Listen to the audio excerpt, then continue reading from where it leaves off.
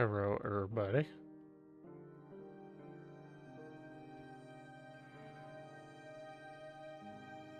How we be doing this evening? Happy day that is not Monday.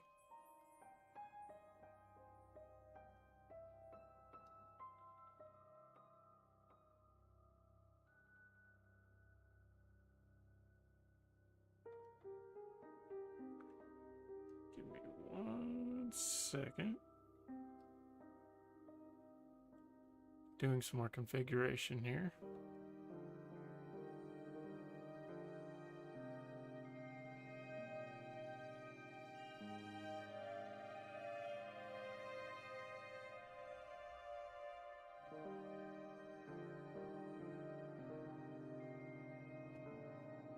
Alright. First things first. Caffeinate.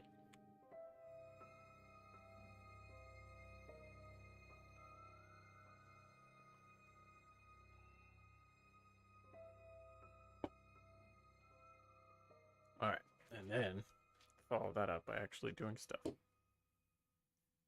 So we're on to Chaos Possessed number 3.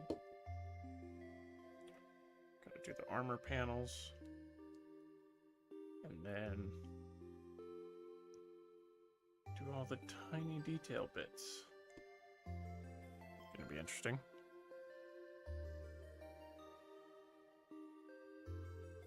It took me a while, but I did finally determine that I want the Space Marine under his feet to be a Red Hunter. I've kind of written them into their lore a little bit.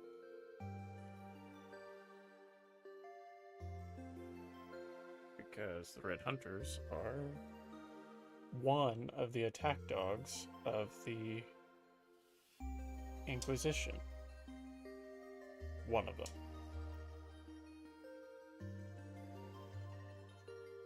And these guys hate the Inquisition.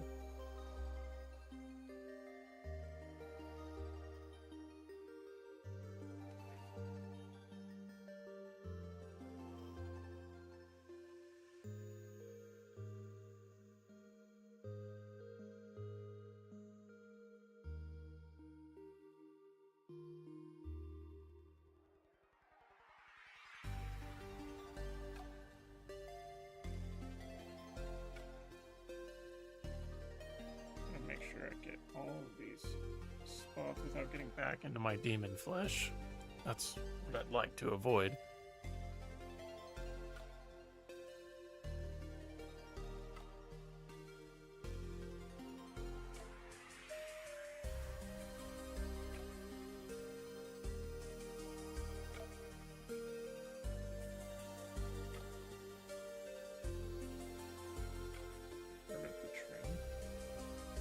That's just a bulge in the armor.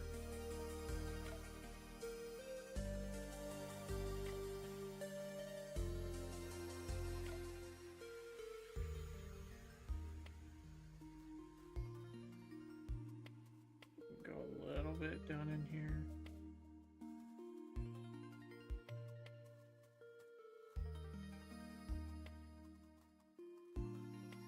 Make part of that the trim.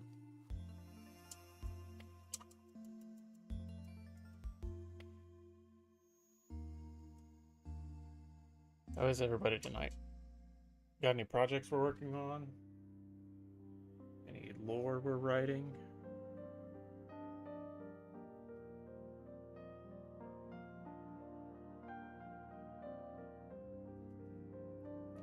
Just working on these possessed here. This is number 3, actually, out of the 5 from the possessed kit.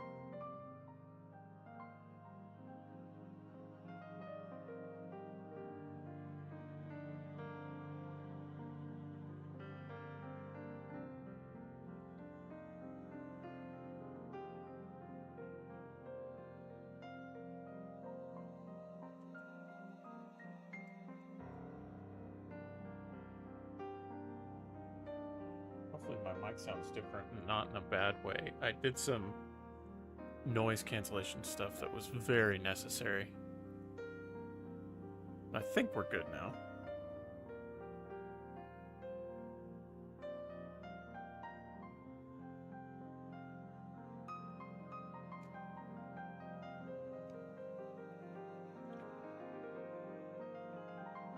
That way everyone didn't hear absolutely everything that was happening around me. Such as fans and gulping.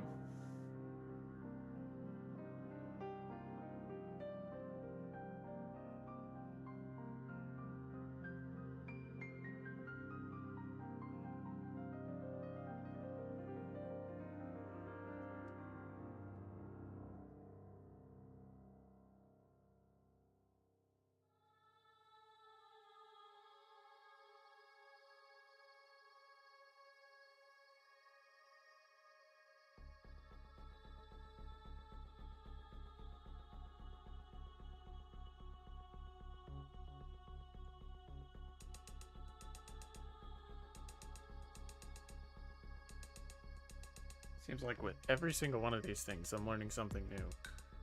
Like my first one, I finally figured out how to do the flesh, so I did it right on the second one.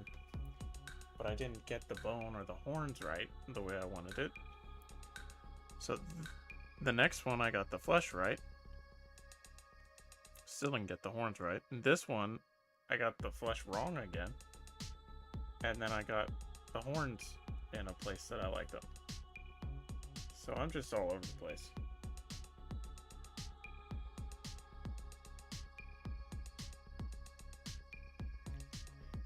I probably won't have it figured out until the very last one, and even then I probably won't have it completely figured out.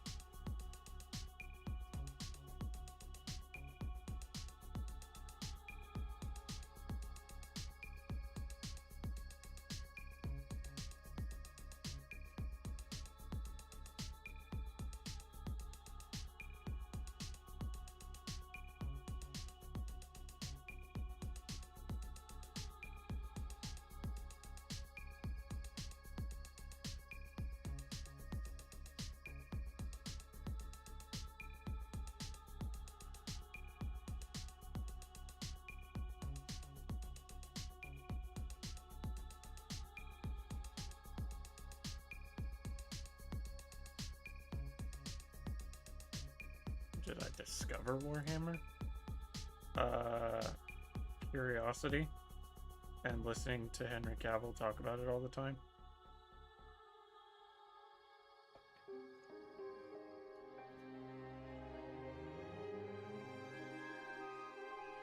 And then I opened the door and I haven't been able to get out since.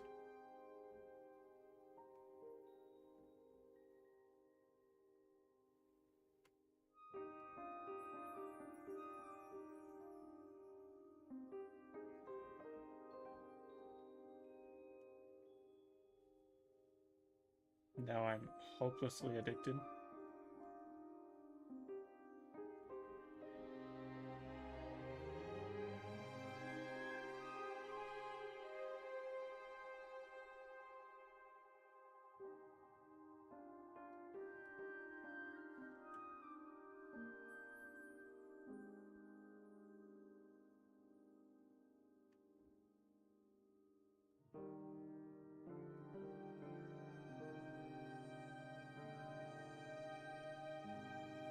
Favorite part of Warhammer? War. It's in the name. I guess that's not it. The storytelling is super compelling. For me, anyway. Some people don't appreciate it. They think it's lame or stupid.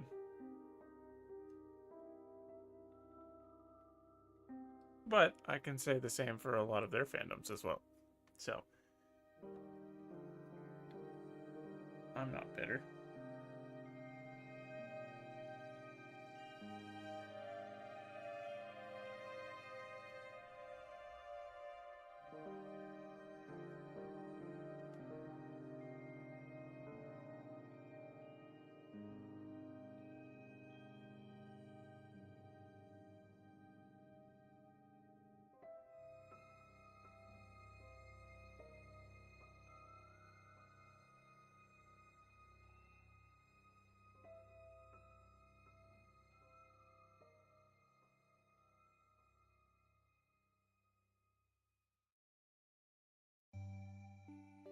slightly attacked. But yes, but you're also not the only one.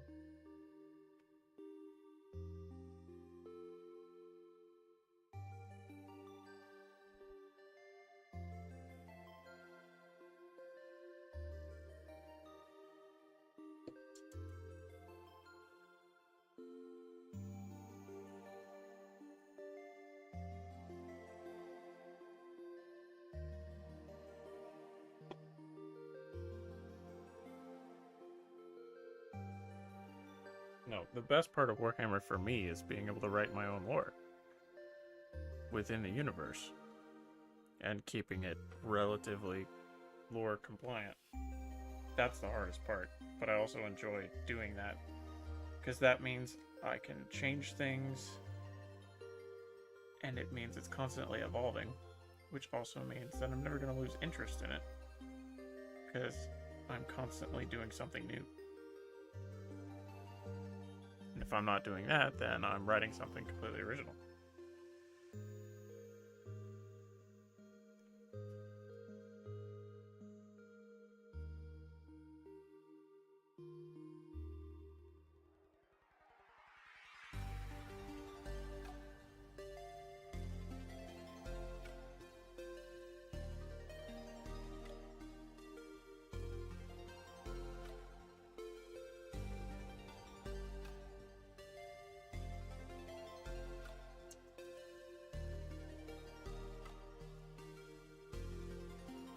Hello, bro. Welcome in. This is a Chaos Possessed, so a Chaos Space Marine who has been possessed by a demon. Painting him up for a homebrew warband of mine. And he is number 3 of 5 that I have.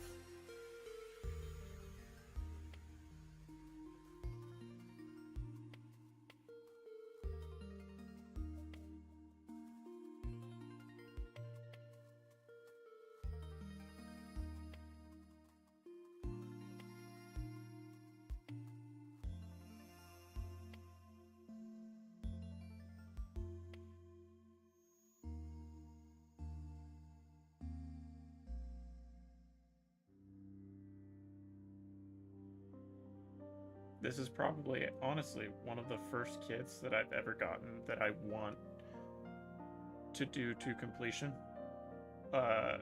in sequence, because usually my ADHD takes over and I switch back and forth from faction to faction. Because I have 4 homebrew armies that I'm working on, and I usually just switch between them. But this is the first one that I'm actually like, I want to do the whole thing because they're so interesting to paint. Would you all rather be on a planet during Exterminatus or be on a planet utterly overrun by Tyranids? Exterminatus is less scary. Well, that's not true. Did you just Google the worst things that could happen in Warhammer?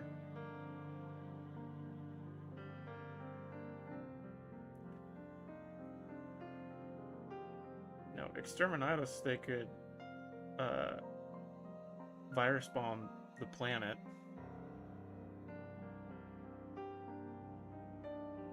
and then turn all bioform into a gas and then light the gas on fire, and then it would burn forever.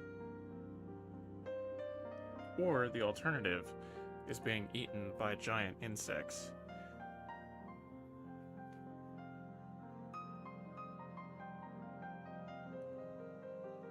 You Googled a would you rather question.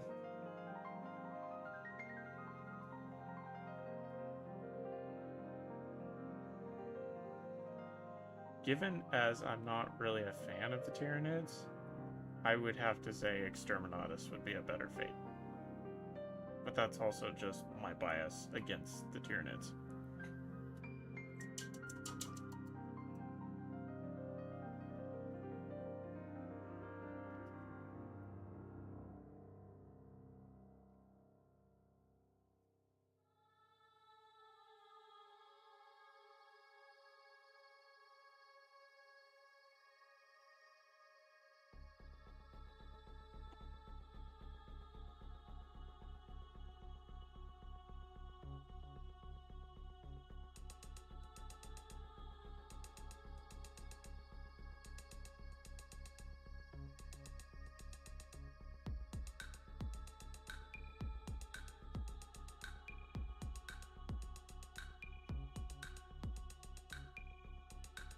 And these guys are very passionate about using everything they can to their disposal. So they're not afraid to use demons to accomplish their goals, which for them is to obliterate the Inquisition.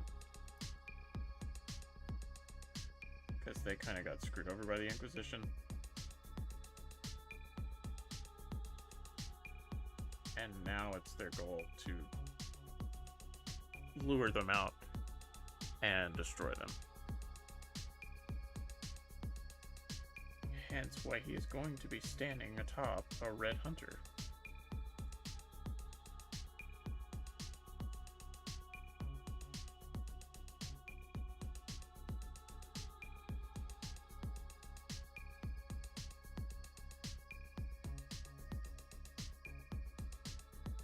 I do like the red hunters, don't get me wrong, but I feel like they're the perfect antagonist for them.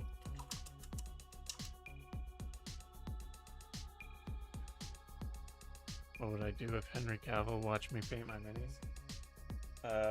I might fanboy a little bit. There may be some giggling and or screaming. But he's in the UK, and he's probably in bed right now if he has a normal sleep schedule.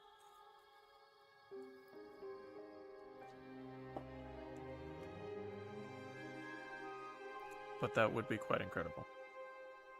Imagine writing a homebrew with him. Because he's a creative dude.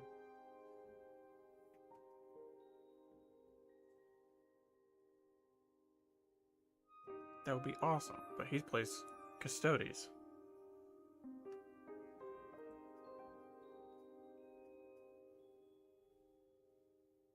And Custodes would be kind of difficult to homebrew around.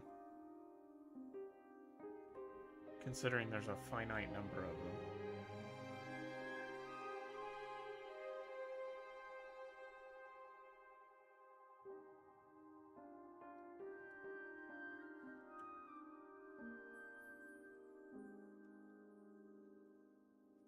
How do you deal with the small details? For example, a lot of gold details on Black Legionnaires, or for new Emperor's Children models. I'm completely new in this hobby, and I choose my first mini. It had to be a hard one. Well, first of all, welcome to the hobby. I've only been in it for about 2 years now. Closer to a year and a half. For the small details, I usually just use the finest brush that I possibly have. And despite popular opinion, this isn't a good example of a fine brush. It's very well loved. It's not that difficult if you have steady hands and good eyesight. I've never encountered anything too small for me to be able to accomplish. Now, I have messed up those things, and that's where covering up your mistakes comes in well. So, like, if you're going over the whole model in a wash or something, I would fix all of your mistakes before you do that. Or if you're dry brushing or something like that. Like, for this guy, he's a Chaos model, so he's going to have all of this trim here. And if I mess up on any of the trim, I'm going to go in back with this slate blue here and cover it up. And then I'll go over all of the armor with Nuln Oil to fill my recesses and get a little bit of shade. So that'll be the step near the end. But I hope that helps. I always say I'm not a very good teacher. I'm a fantastic learner, terrible teacher.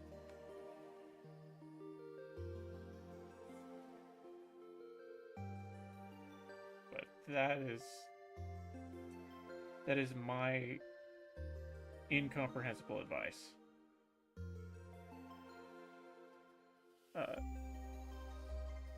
The small details aren't so bad once you get to them. I guess that's what I'm trying to say.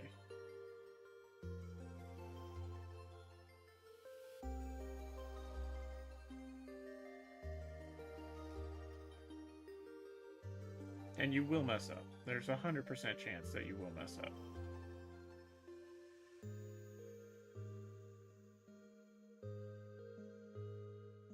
And for me, I either learn from that mistake or I leave the mistake and I just don't look at it ever again. But yeah, anything chaos related is going to have a lot of trim and tiny little details. This guy, for instance. There's a lot of subtle details that I was kind of prepared for because I've painted a lot of chaos. I have 2 chaos homebrews.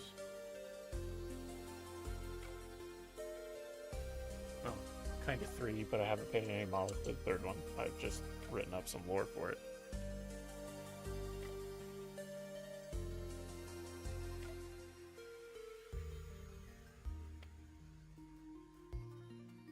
But I've got a bunch of world eaters that I've worked on.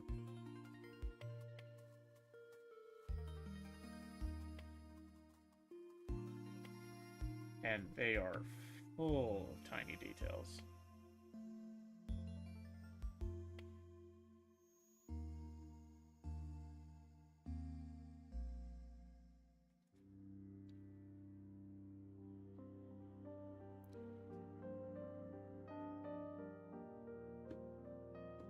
Which model did you choose for your first one? That's what I'm wondering right now. Is it an individual model, or did you buy a kit? Or a squad, I should say.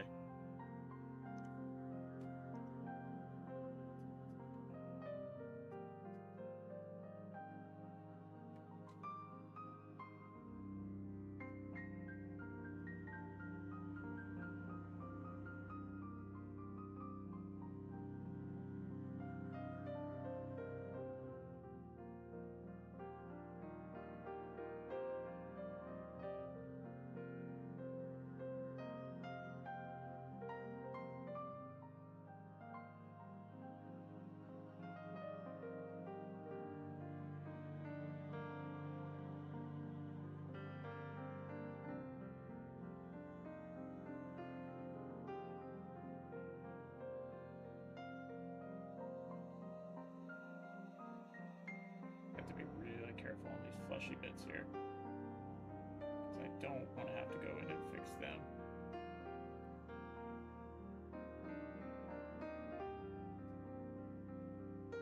Because that would be a pain.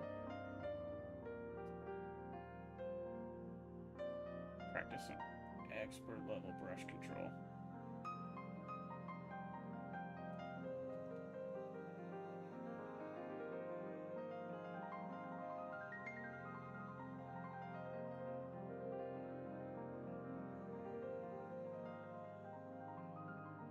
Another question, how do you paint black armor?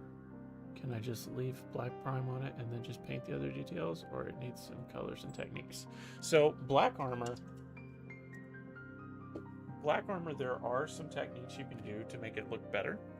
I haven't encountered anything that I don't like. So you can kind of see it a little bit on this guy because I base coat everything black.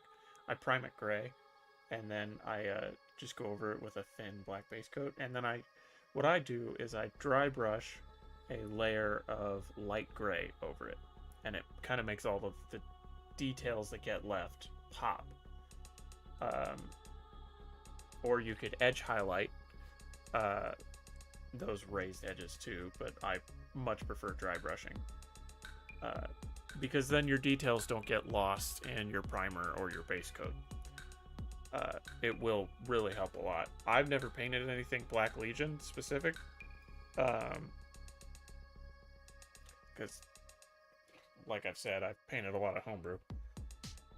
But that would be the first thing I would do, is go in with your base layer black, and then dry brush dark gray, and then on your upper edges, I would go in like on your pauldrons and the head and the top of the power pack, and anything that's facing upwards, I would paint a lighter gray with a dry brush. And then from there, the furthermost tips of the edges, I would lightly dry brush with a straight white. And if you do that, that would probably be your best bet to bring out some of that detail. And then I would go in with all your trim and stuff.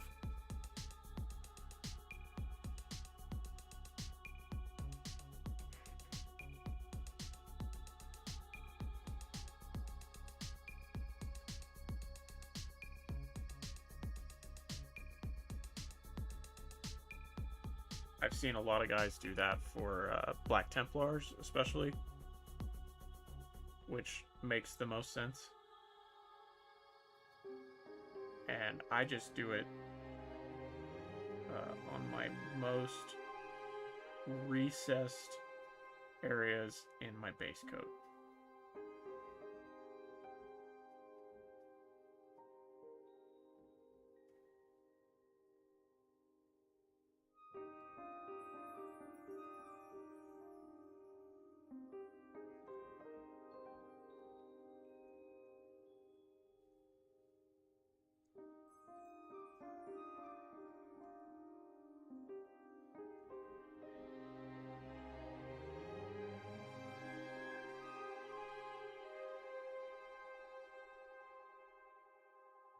But again, that is merely my humble, unprofessional opinion and what I've seen other people do and what I've tried myself. My very first models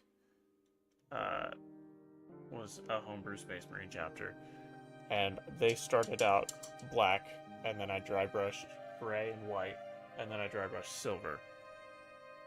And I ended up not liking that scheme, so I stripped them all and painted them differently. But that is how I started.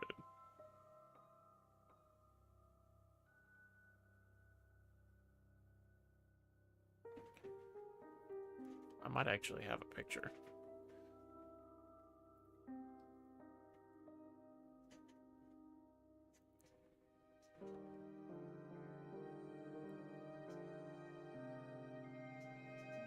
Maybe.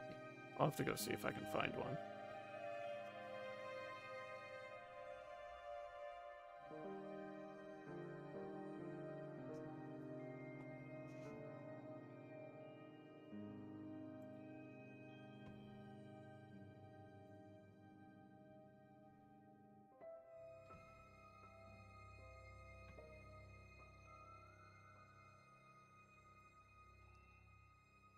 Cannot find a picture immediately.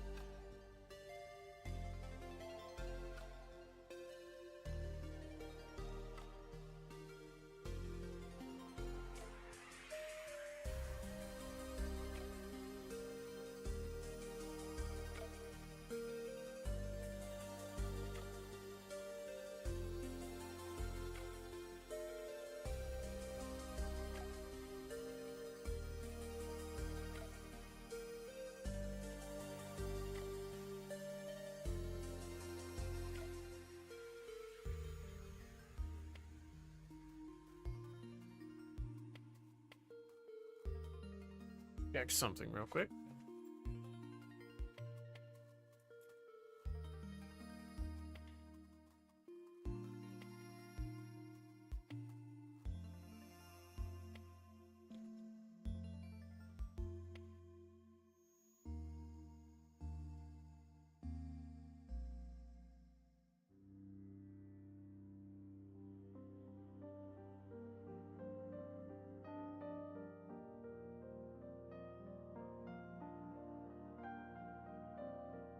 Interesting.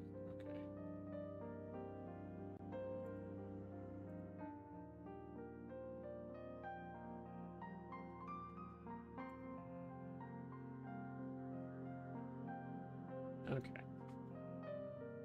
He's having some connectivity issues, which is nothing unheard of because I have the world's worst internet.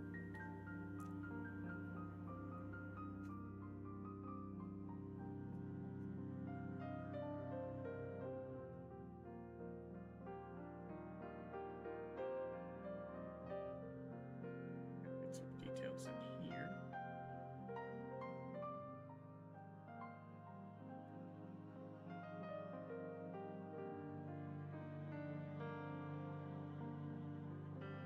Let's come in and do a little bit of cover up there. It's not a huge deal.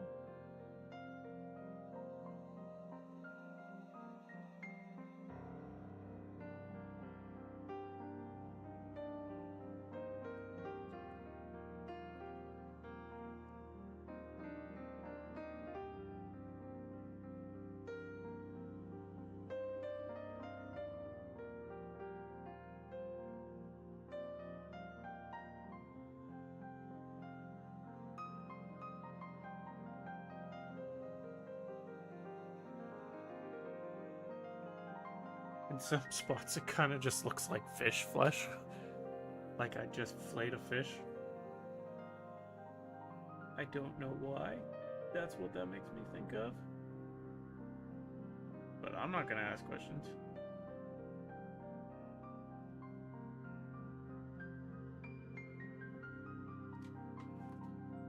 Alright. I think that's... Oh, I gotta get the power pack. Use the finer brush for that.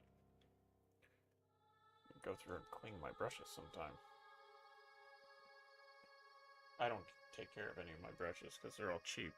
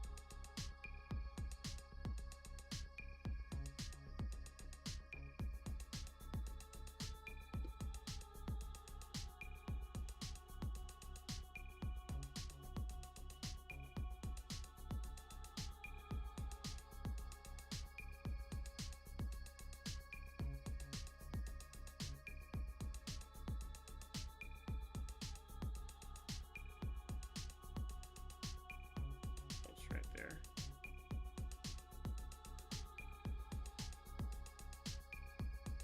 I was hoping to avoid that, but what can you do?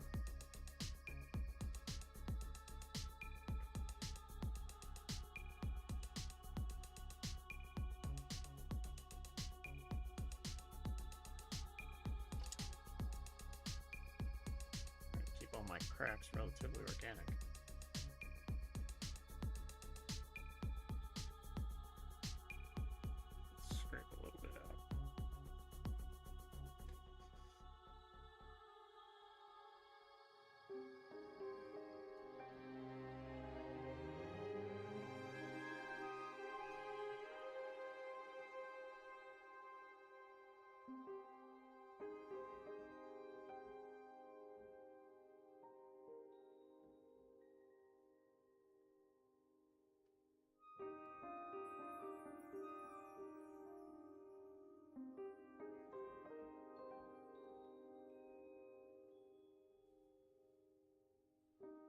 Don't mind me, just concentrating very, very hard.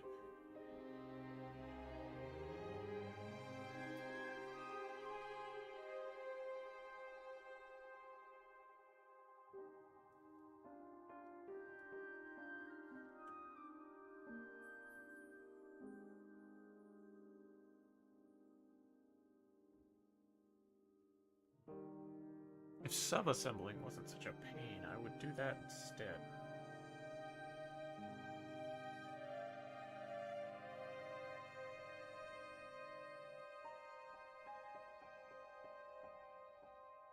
It's not exactly a thrilling experience.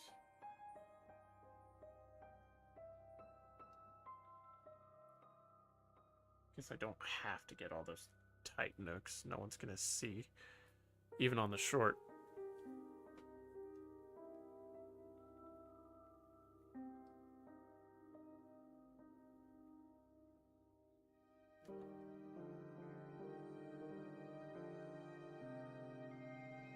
Which, once I finish all 5 of these guys, there will be a short. So keep an eye out for that.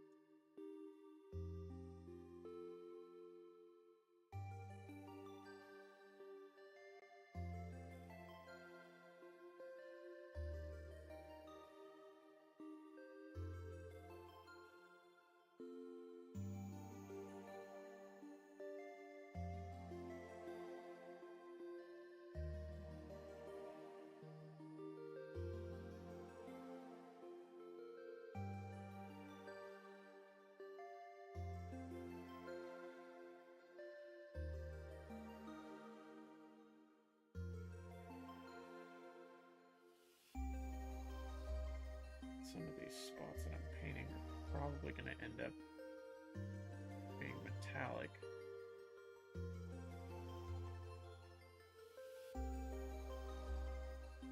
Haven't figured that out yet. We'll see. That'll be the next step after I get the arms. The arms are a different color.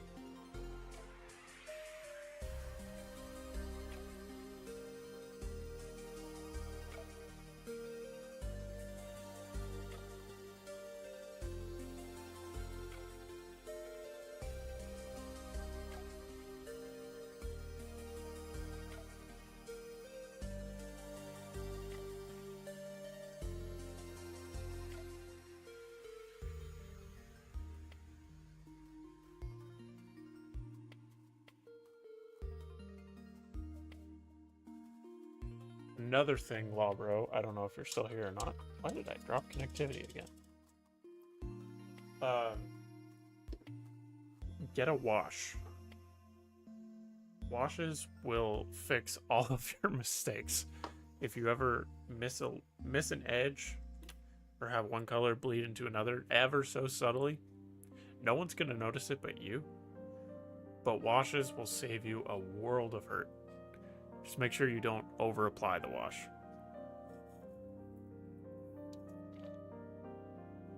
Because if you get your wash on too heavy, then it'll just end up pooling, and then you'll have a whole nother slew of issues.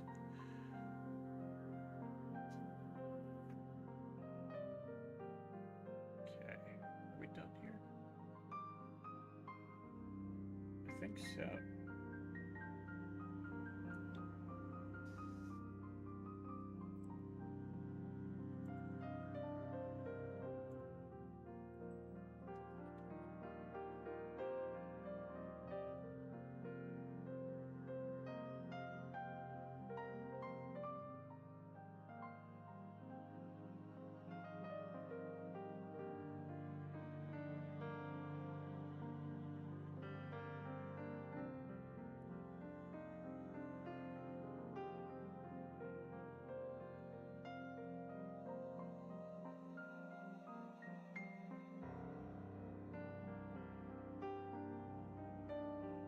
Interesting.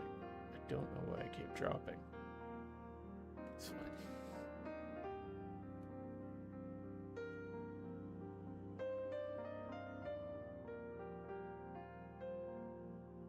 Should probably do down here.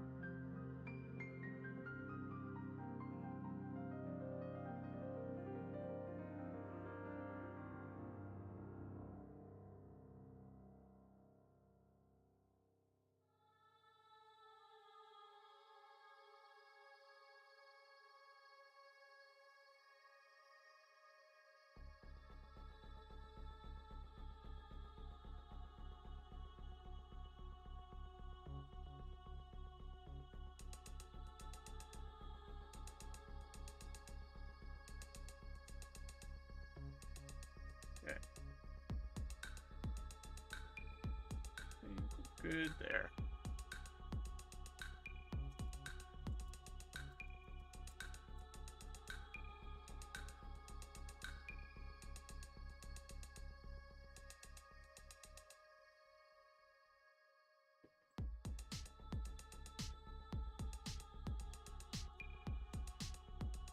Make sure I didn't miss any spots, and then we'll go to the arms.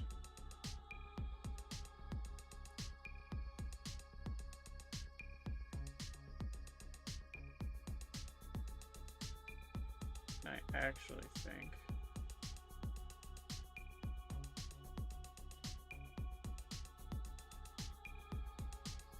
I should paint the Space Marine. Or should I go ahead and paint the base?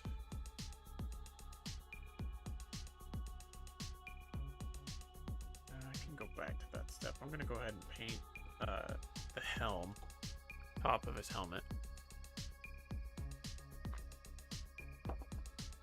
And then go to the arms. So, we'll start off. I don't know how much work I want to put into it. Knowing me, probably not a lot. Alright, so... because I'd really like to sponge it, but I don't know if I want to put that much effort into it, especially after I've painted all this. So I think we'll just call it good. And just go over it with base coat, maybe do an edge highlight.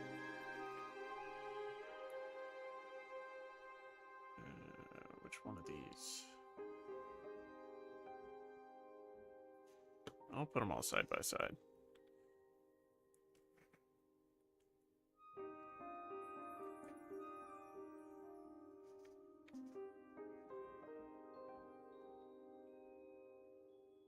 Okay, that's a pretty bright red.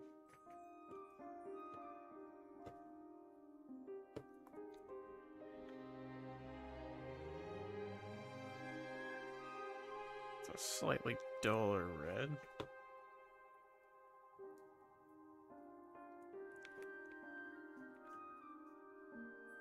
That is a very bright red. Okay. So we'll use these two. X-nay that one. Alright, so we'll start. Oh gosh.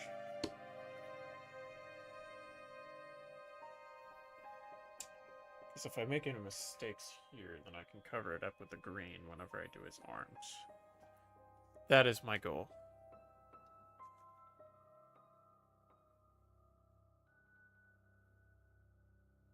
And then we'll do the trim.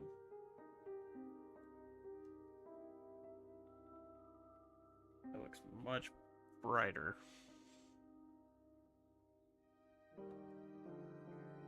It's probably going to take a couple coats. I'm going to end up null oiling it anyway. In case anybody hasn't noticed, washes are my get out of jail free card. I don't have to have any skill. I just have to pretend like I do.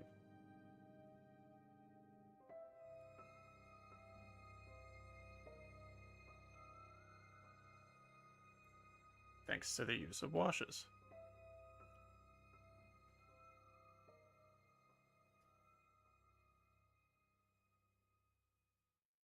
There we go, Vallejo paint bubbling up again.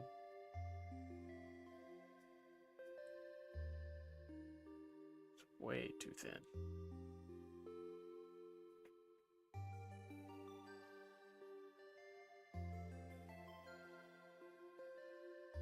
And then we'll have a bright blue cable and then a metallic cable. That makes the most sense, right?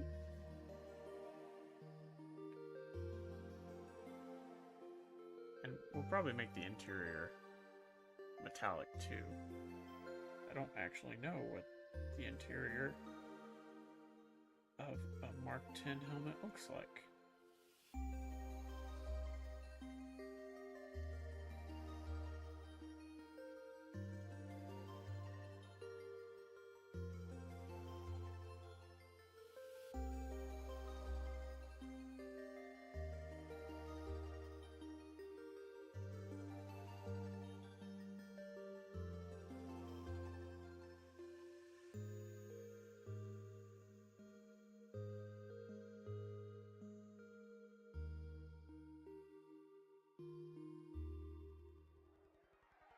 Do as I say, not as I do. Wait for it to dry.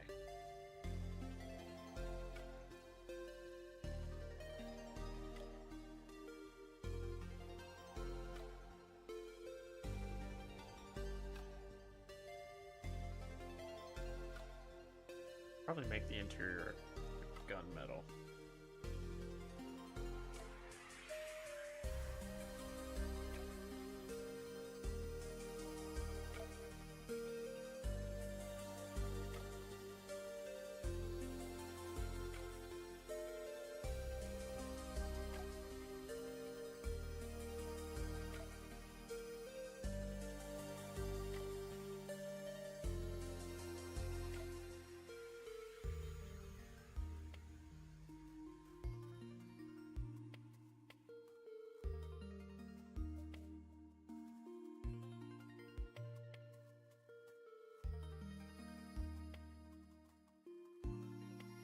Okay.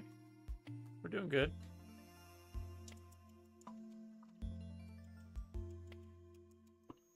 Looks like I moved these out of frame, couldn't I? Still in frame, but who cares? I'm not here to be particular. I'm here to show you guys how to be a bad painter.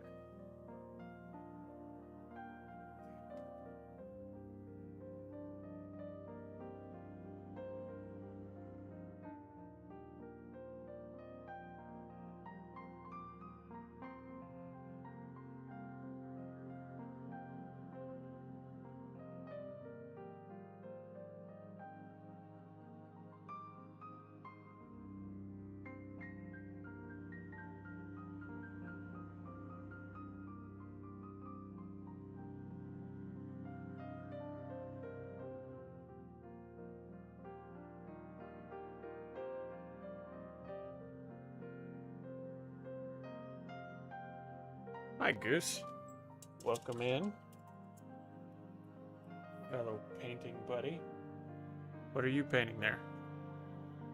I'm over here painting a Possessed for my Homebrew Chaos Warband.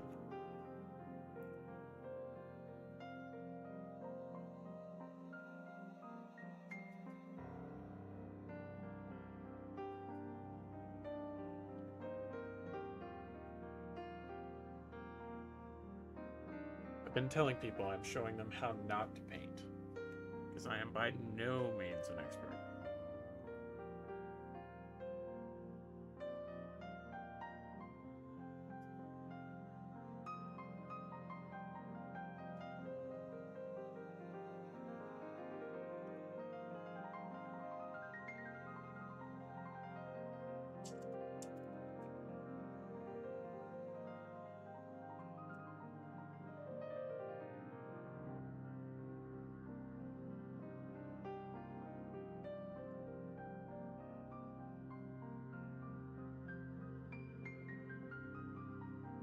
Also, if you're wondering what we do here, what I do here, it's usually just me rambling.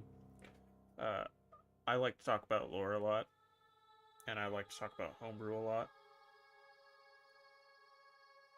That is, it's one of the main goals of this channel. And then second is painting. But most of what I end up doing is painting, because that's most of what I have time for.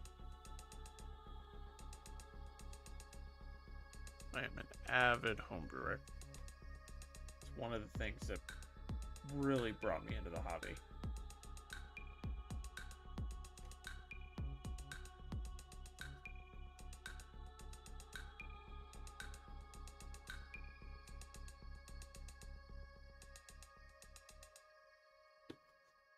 Also painting my first ever homebrew Space Marine army, taking inspiration from Doom the Dark Ages using new Space Wolves box. Awesome! Care to elaborate?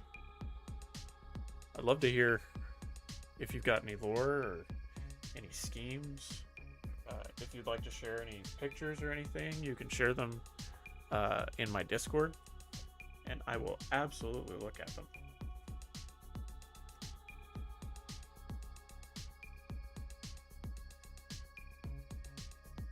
I am, let's see, this is one of 6 of my homebrews.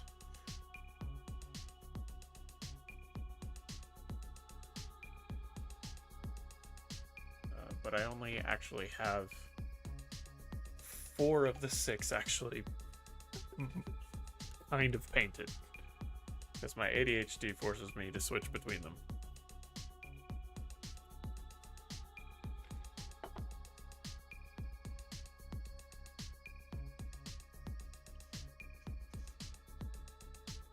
Also, quick note for anyone who is here now.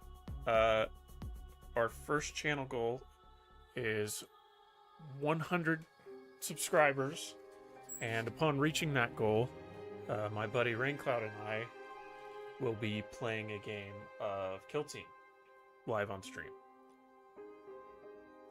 Because I'm not super experienced in the tabletop, because the models and the lore is what brought me in.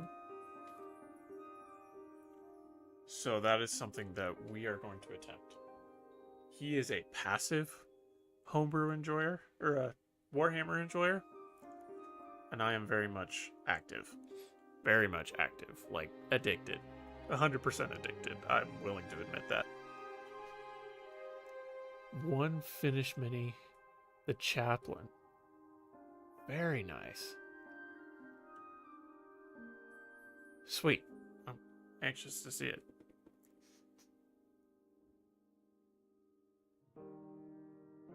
And I'd love to hear any lore you have on it, too. If you're a lore writer.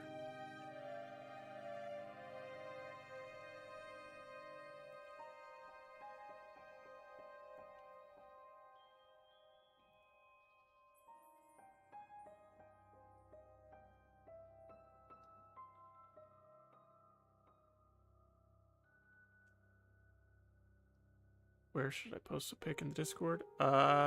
If it's a finished model, put it in on display. If it's a work in progress, put it in the work in progress channel under the hobby category. I probably should rename those to make them a little more intuitive. Don't have a ton of people in the Discord yet, but it's definitely something I should work on.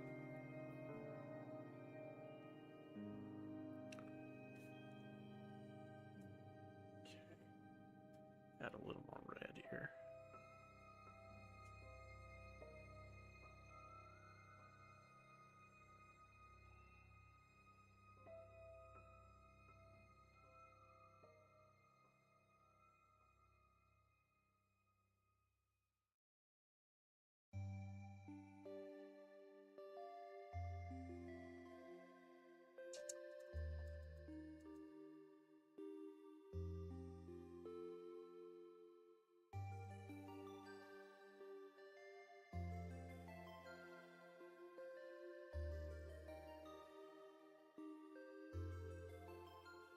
Oh, that is sick.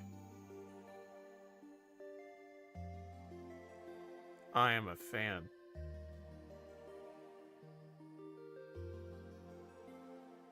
I love that base, too. That looks really sweet. That's one thing I really focus on a lot of models is how well the base is done. Mine, my bases are very basic, for lack of a better term. Basically, the only lore I have is that they are a successor chapter from maybe the Space Wolves, but they'll be called the Warp Slayers. Their scheme is basically the same as Doomslayer. I can see that, for sure. Interesting. Called the Warp Slayers. So are they demon hunters, but kind of Space Wolves? Because that's an interesting concept. Not that it really matters if it's in Space Wolves, because they'll kill anyone and anything. If given the opportunity.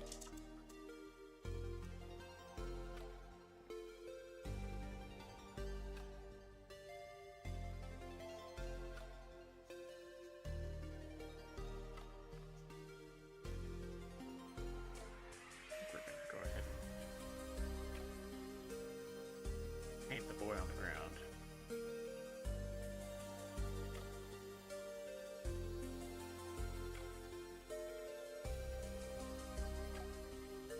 They go into the warp and hunt demons like Doomslayer does. Okay. So they're like Grey Knights, but a little more, I don't want to say more aggressive, because that wouldn't be fair. But like Space Wolves and Grey Knights. Like ferocious Grey Knights. That's cool. If they're Space Wolves, do they suffer from the Wolfen curse?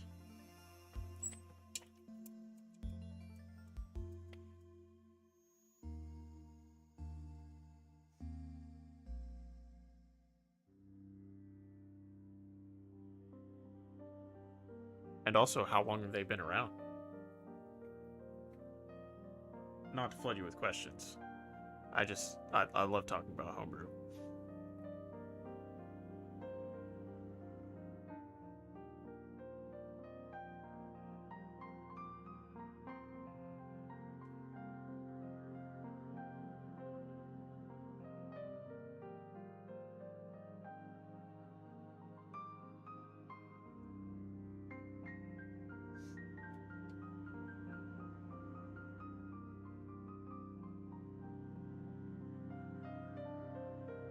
Not sure. Haven't gotten that far. Just got the box set yesterday.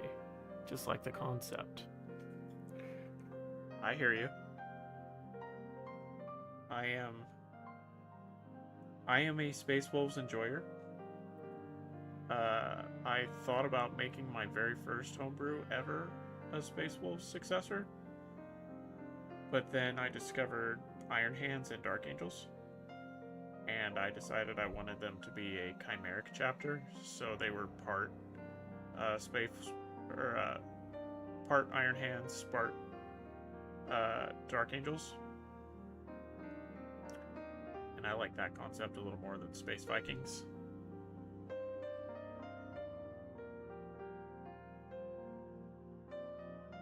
And you're probably going to get sick of me bombarding you with questions, but what founding are they from?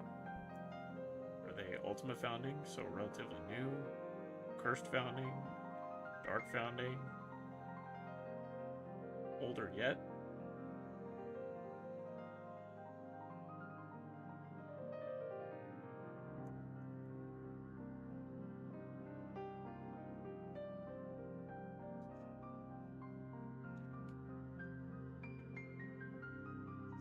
Main goal is to kit bash and convert them to look meaner. Ooh. Planning to put the teeth on the headhunter shields. Like in the game, I'm waiting for the plastic card to arrive so I can make them teeth.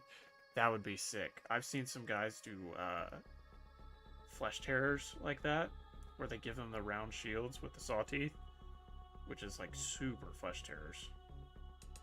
If we're being honest, because that's... I mean, if your chapter symbol is a circular saw, why wouldn't you do that?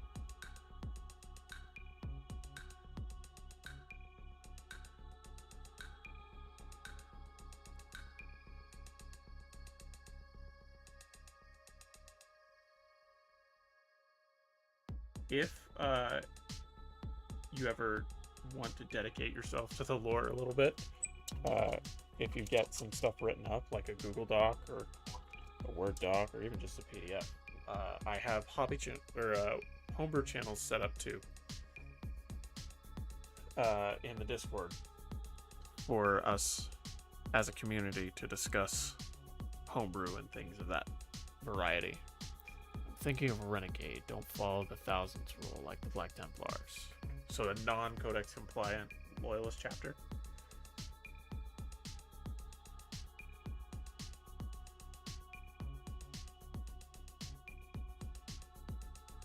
Do they span the galaxy like the Black Templars do? With all their companies?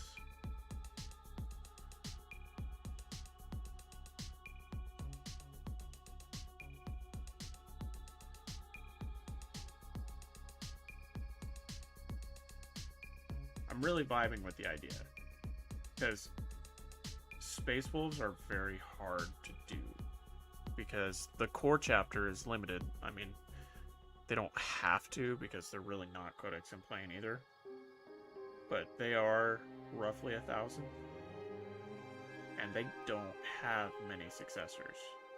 I mean, the most notable one is the Wolf Spears, but they're very recent because of the Ultima founding. So most of them aren't even pure-blooded Space Wolves.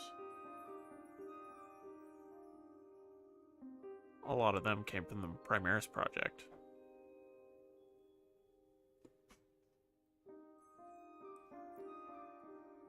What's up, Colton?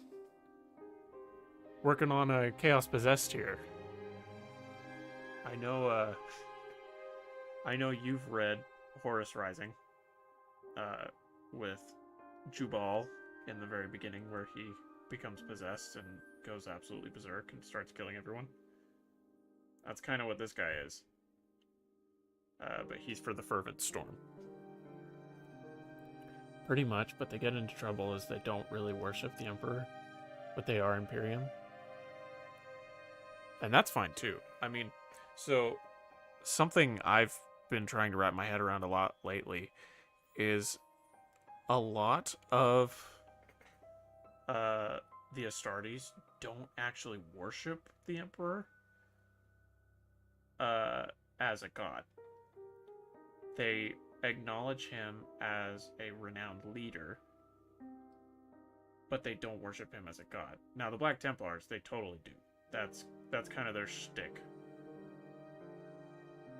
is that they love to worship the Emperor as a god. I mean, well, look at him. Look at what he's done. And Sigismund was a super Emperor simp.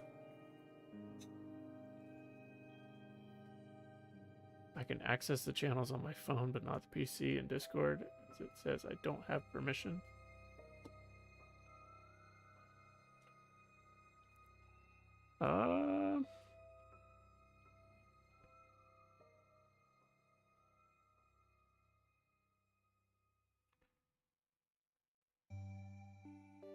Let me check that. I haven't actually had anybody post in it. I need to make sure.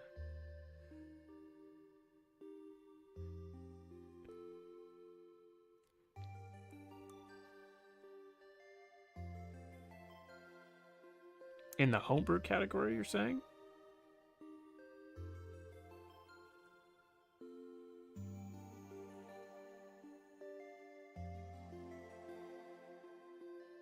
Make sure I got all my settings right.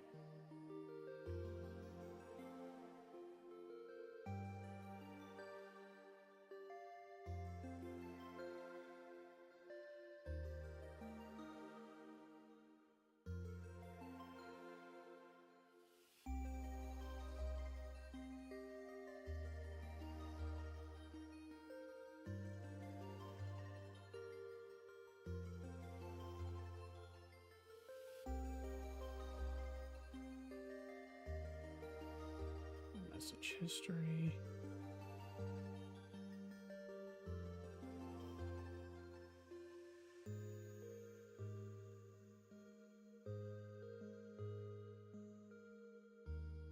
Oh, I see.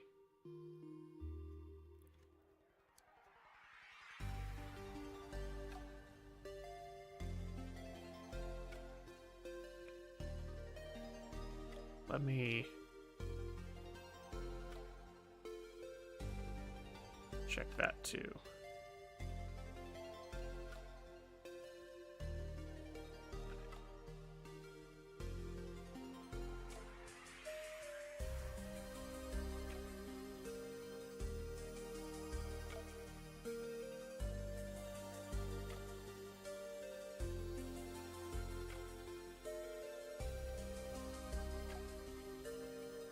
I might know what's going on.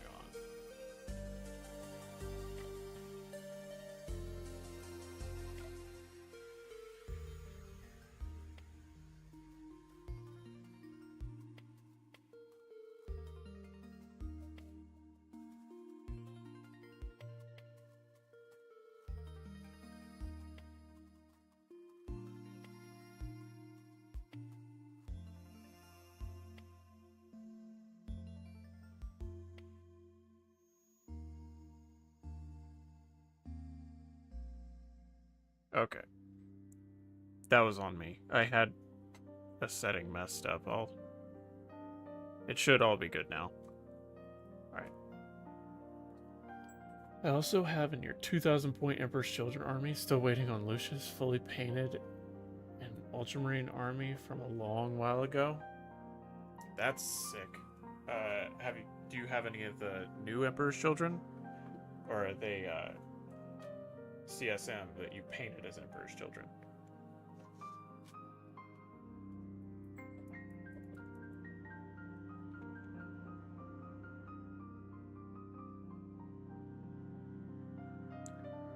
And I'm assuming you got the new Lucius. The new Lucius looks sick.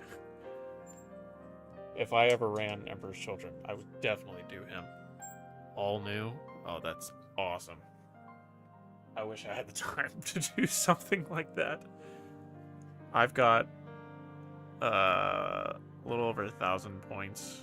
It's like 1,300 points of this particular CSM warband. And a little over 1,000 points of my Blood Angel successor. And then like 500 some odd points for my Dark Angel's Iron Hand successor, and about 500 points for my World Eaters warband. So I'm just all over the place. I don't actually have anything up to 1,000 points. Or 2,000 points. I do have 1,000 points.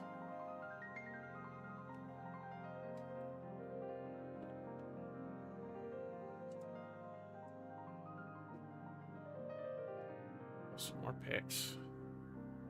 Sweet. Ooh, those are okay. Making me look bad over here. Those are... I love the purple blades.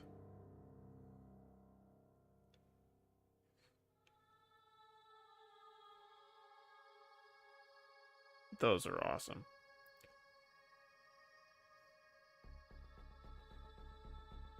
So I thought about... This was an idea I had for one of my homebrews. They're Zinchian. But there's a line in the Eidolon book, which I read recently, that talks about Bile's, basically Bile's apprentices who he sent out into the galaxy. And so I was going to make one of them be a warlord, or a chaos lord, for a warband that would fall to Tzeentch, but I still wanted them to have like the grotesque scientific experiment vibe. So I think whenever I get to the point that I want to actually start putting them together is get some of the Emperor's Children and take like some of the vials and stuff that look like chemical containers and use them, and do those for like legionnaires and stuff. I would still probably build them as a CSM army.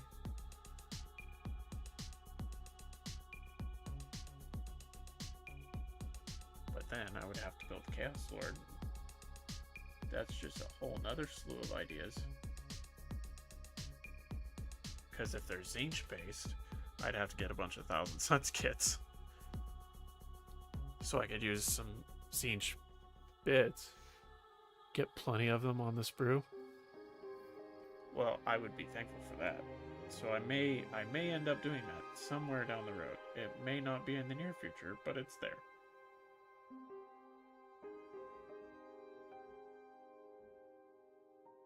I was telling Chad earlier, this is probably the first kit that I've ever painted that I've ever been like, alright, I'm gonna paint the whole thing in sequence and not jump around and do anything else.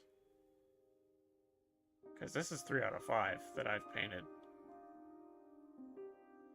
Now in my day-to-day, I don't usually have a ton of time to paint. I might get 1 or 2 days a week. So I'm kind of slow.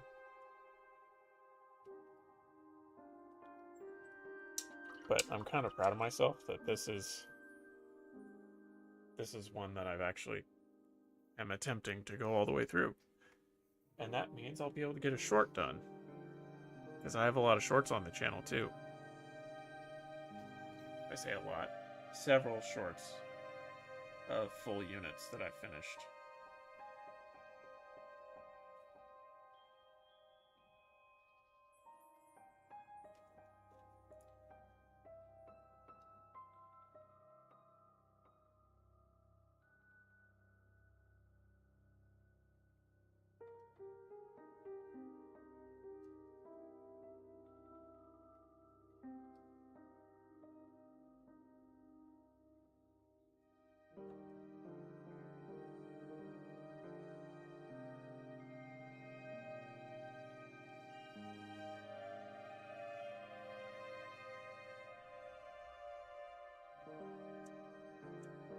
So what's my homebrew army about? This one in particular, well, there's a lot. These guys possess anyone, or do they have to be weak in faith? I don't think it's weak in faith. I think it's just weak in soul. Or they have to intentionally open themselves up to demons. So these guys are basically a renegade Marine chapter. They've been roaming the galaxy for about 4,000 years. But they started out as an Ordo Militant, or an Inquisitor for the Ordo Malleus. And they went around and they kind of cleaned up her messes for her.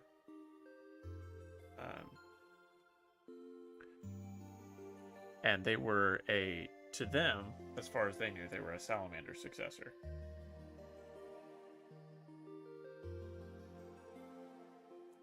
But as time went on, their chapter master, Yanaro Sibilska is his name, he got curious about what she was doing, and in the process of uncovering her plans to kind of build her own cut-off society from the Imperium, but also maintaining loyalty, it didn't sit right with him.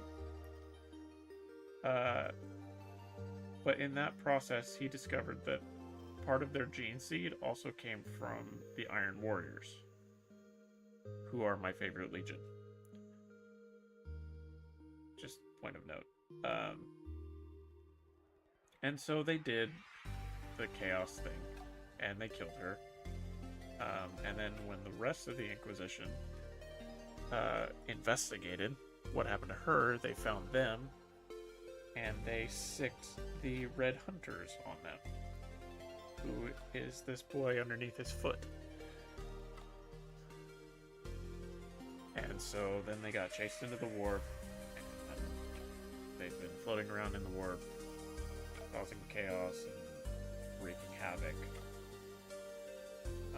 They've had some encounters with my homebrew Chaos Marines, but they do heavy siege warfare with flamers and meltas. They're just kind of all over the place. But they do everything that they can to gain the upper hand. And sometimes that equals demons. I'm actually going to be getting, at some point soon, I'm going to be getting a Great Unclean one that they will have summoned in exchange for helping them win, or at least gain the upper hand, for a conflict that I'm writing right now, which is current in the timeline, called the Alperan War, which includes two of my loyalist homebrews, as well as well, the Red Hunters are going to show up too, which isn't going to bode well.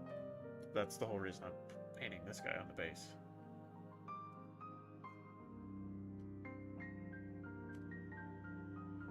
So yeah, in a nutshell, they are Iron Warriors with flamers and meltas, or flame-based weapons, and heavy firepower. They're just all over the place, and they like demons. Not in the way that the Iron Warriors do, because the Iron Warriors trap them into demon engines. They like actually use demons to possess or sick them on their enemies, and then just bombard them from the back lines with heavy firepower. I actually have their Chaos Lord fully built. I haven't painted him yet because I haven't gotten the balls to yet, but he's an Abaddon kit bash that I did with some Havoc's bits. And I'm super proud of him, but like I said, I haven't gotten the balls to paint him. That'll be somewhere down the line.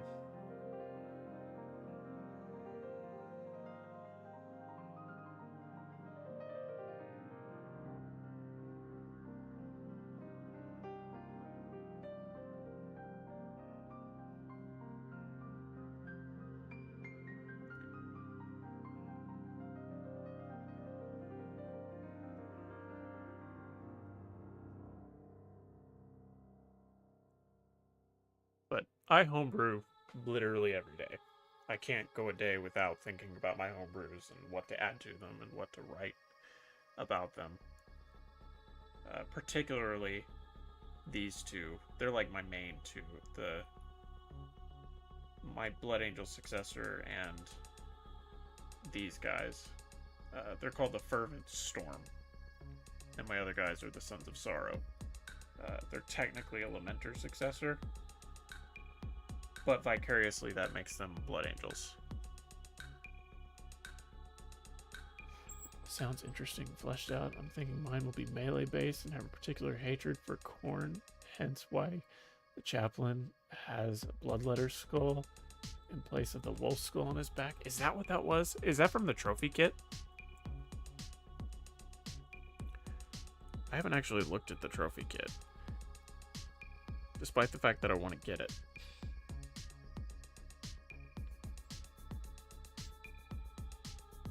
So when you say they're kind of renegade, does that mean they operate kind of like the Carcharodons?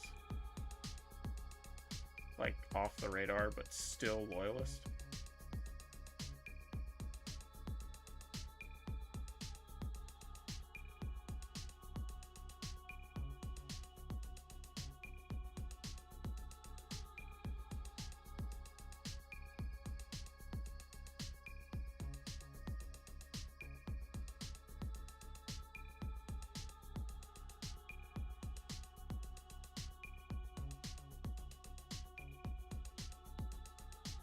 Yeah, the Skulls kit. Okay.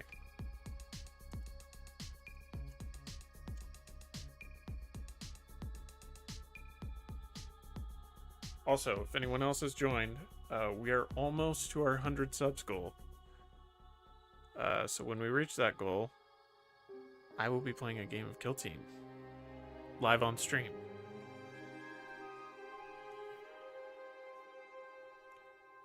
And then at 200, be playing a full game, an incursion game, between the Fervent Storm, these guys, and the Sons of Sorrow. Because those are the only armies that I have enough to do an incursion game with.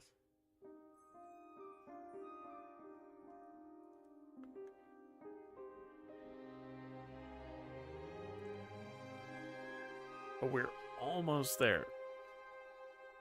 I believe we were at 91 last I looked. Oh shoot, we're up to 95. This may be happening soon.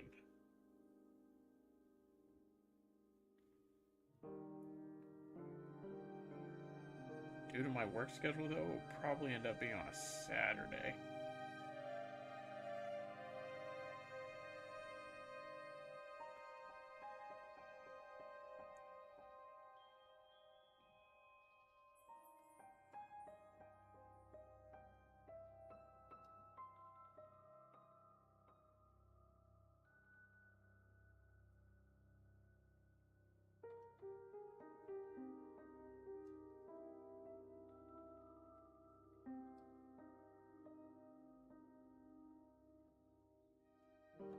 They do their own thing. I appreciate that. Do they associate at all with the larger Imperium? Like, say there's an Astra Militara regiment dealing with a Chaos Incursion, will they jump in and help? Or even if it's a Xenos Incursion?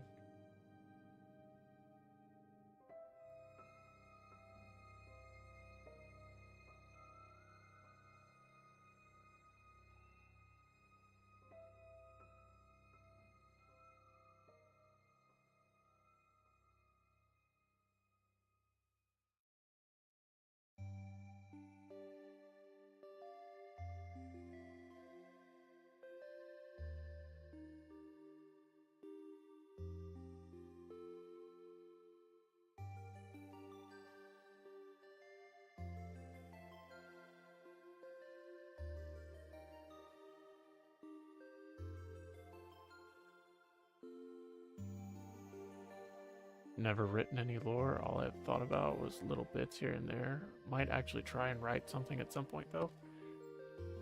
I'm here for it. I will always encourage people to write homebrew, whether it's totally lore compliant or not.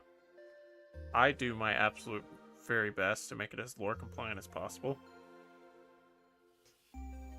But I know that that's not always a feasible goal. And not everyone tries to homebrew to the standard that I do. But I will absolutely read it if you get something.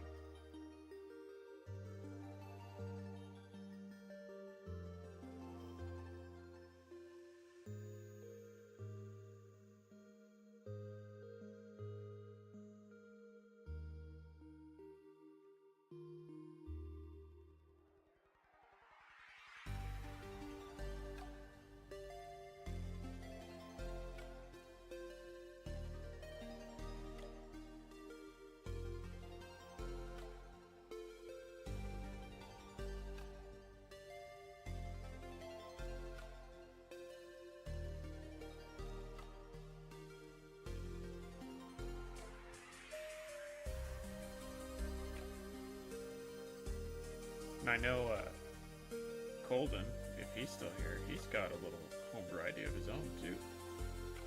Some loyalist Emperor's Children.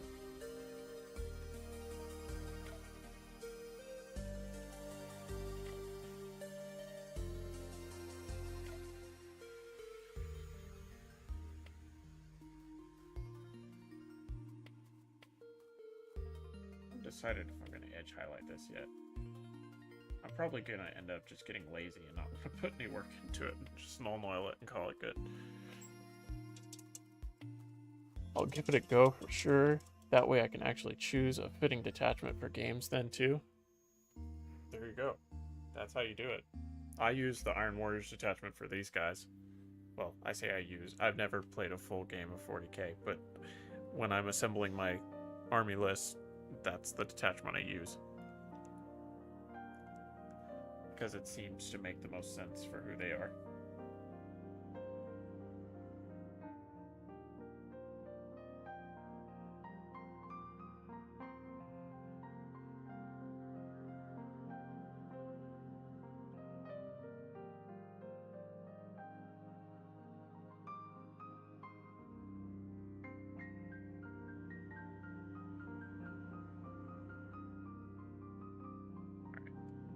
I may be putting way too much detail in this dead dude.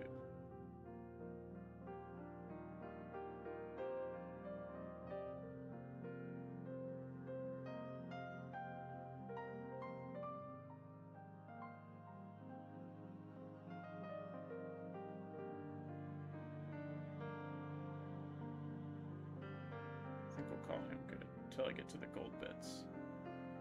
I want to get to the rest of the model here.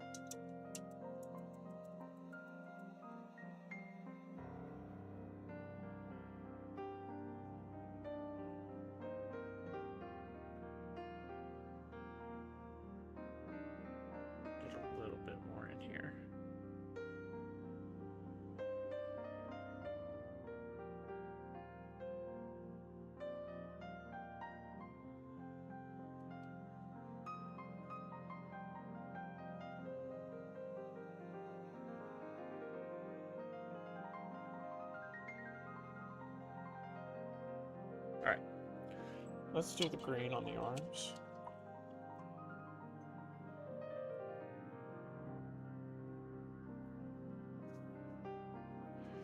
On a painting note, I would shade and highlight the dead Marine.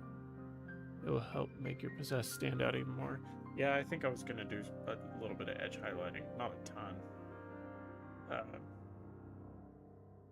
Yeah, I'm definitely going to put some null oil on him whenever I finish everything else.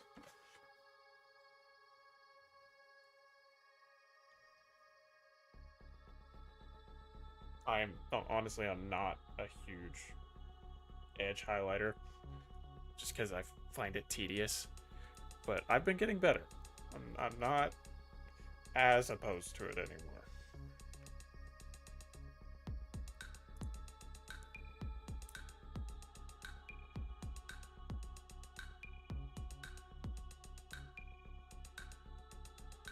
I was telling Law Guy earlier. Oh, sorry, Law Bro. I was telling Law Bro earlier that I've only been in the hobby for about a year and a half now. So we're slowly making our way to be a better painter. Slowly. It's a majority of the content that I consume is painting.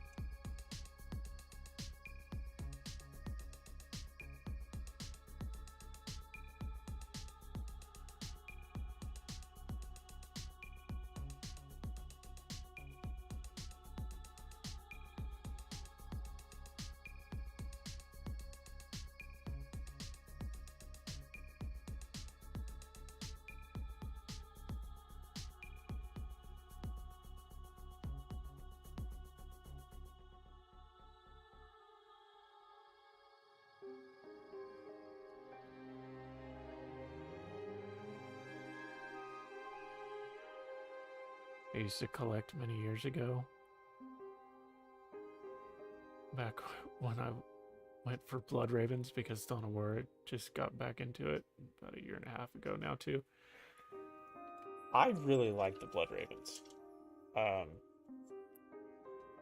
I've started Dawn of War, but I'm not a huge RTS guy. Maybe when the remaster happens, I'll get into it a little more. But I really like their lore, and I really like the aesthetic. So I thought about doing a Blood Ravens army, or just a few models here and there.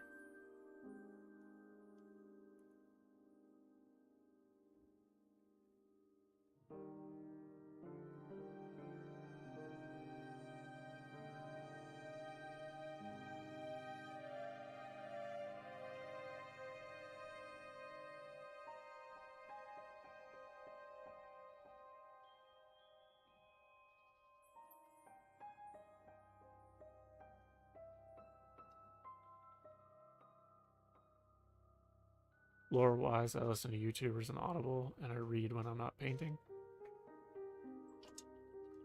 Most of what I end up doing is YouTube. I have a ton of books, and I read when I get the opportunity.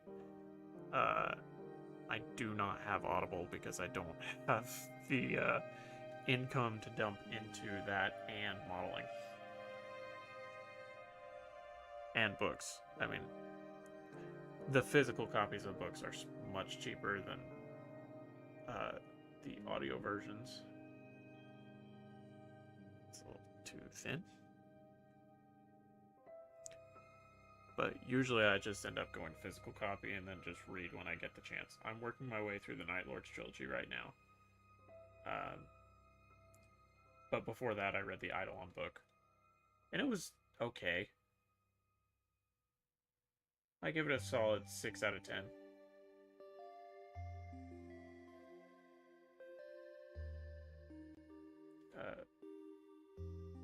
A lot of it was just mindless war through the entire book. Which is cool in some places, but it gets a little repetitive. Because a lot of it was just like, this happened, and then this happened, and then this happened. And this happened because of this. But none of this really has any effect on the larger story. And I don't know. It was fine. I just wasn't super captivated by it.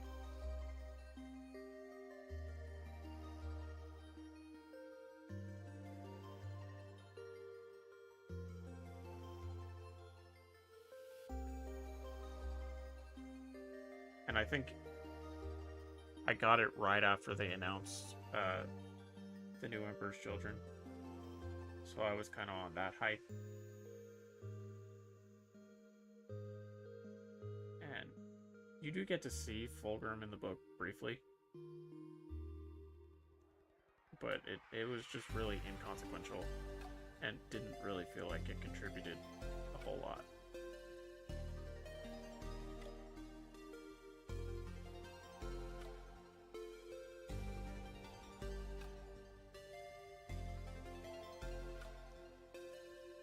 I don't read all that much as I find it difficult to keep focused, but I try when I'm not working, and I tend to relax with some video games, with friends, painting curious minis. Yeah, I'm kind of the same way. I have to have absolute silence and no distractions whatsoever to read. So usually I do it like right before bed. And what I do is I turn the light off and I just have a reading light.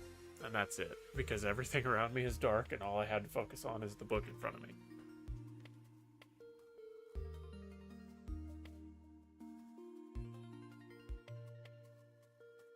But the majority of what I consume is from YouTube.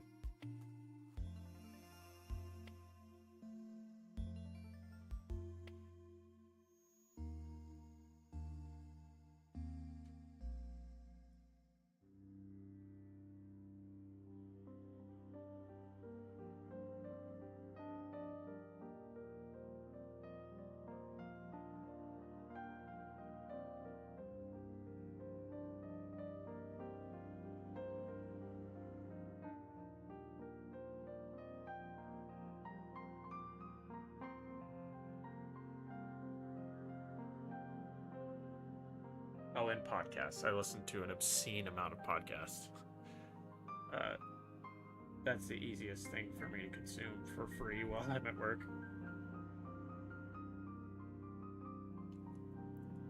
I bought the Night Lords Omnibus recently, and I was planning a trip in August, but that trip had to be canceled, unfortunately, due to illness, so I haven't started it yet. Well, I started it, and it is phenomenal. It's just a matter of finding the time for me to read it, because usually, when I get home from work, I'm ready for bed, and so I don't have the energy to stay up and read. So it's not that I'm a slow reader, it's just I'm not very good at distributing my time very well.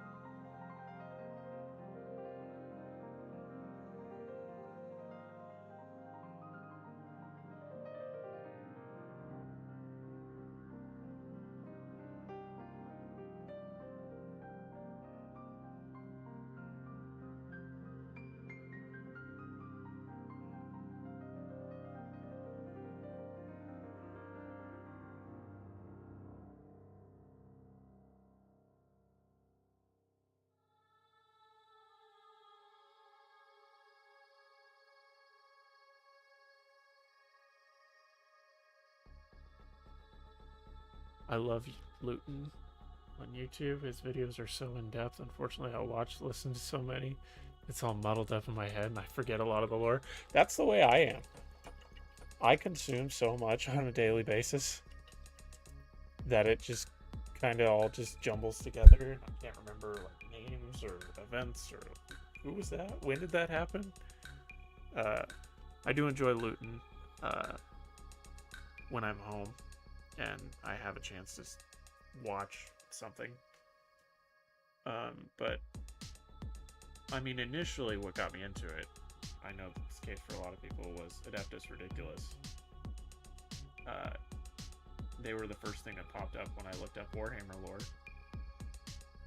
And so I listened to them, and I've been listening to them ever since. And here we are, well, about 2 years later.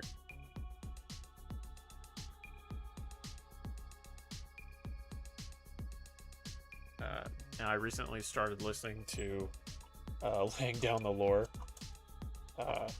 also a podcast. I love their relationship with each other, and I like give each other crap all the time, but it's super in depth, like it is with Luton. But it's in a podcast form, and it's one of them teaching the others. And I really like that style of format. So it's like Adeptus Ridiculous, but a little more in depth. Actually, a lot more in depth. Which helps me with my homebrew too, is the in-depth stuff.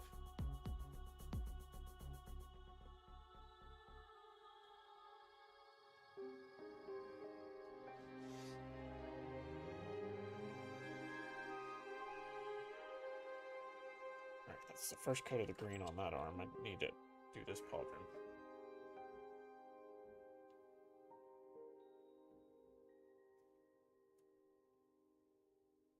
Grimdark Shards I really enjoy too. Basically short narrated 40k horror stories. Interesting. I'll have to look that one up.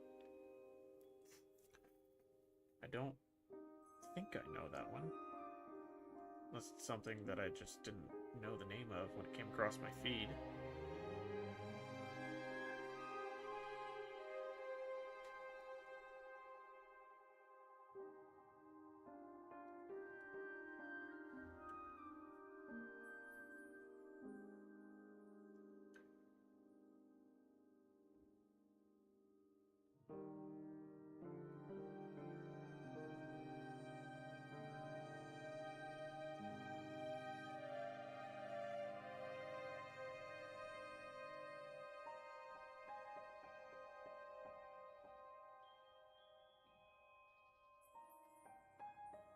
It's very new, not even a year old yet. Interesting. You'll have to find it.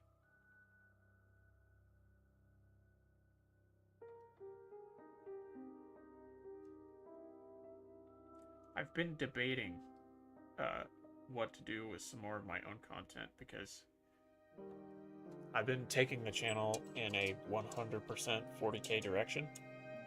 Can't really nail down.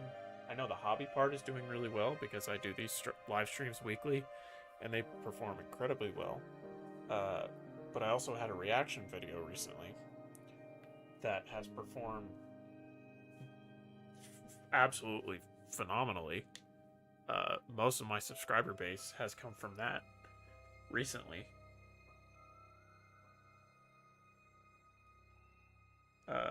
So I've been trying to nail down the niche department in finding what I should do moving forward. I've thought about doing painting tutorials.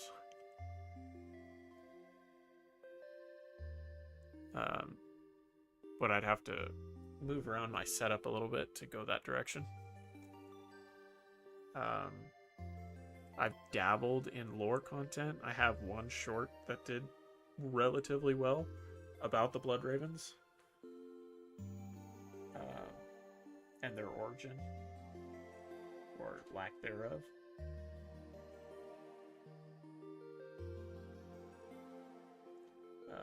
But then this fall I'm going to have to be gone for about 6 to 8 weeks, so I won't be able to stream. Excuse me, which will probably push me out of the algorithm. So I've been trying to figure out what to do in order to stockpile content. So I may have to go the tutorial route, which isn't a bad thing. Thinking about doing painting streams, but with my work schedule, it'll be very hard to do. With the current circumstances, I will have to be put on hold for now. Yeah, and with my day-to-day life, I mean, Tuesday nights right now are my only free time.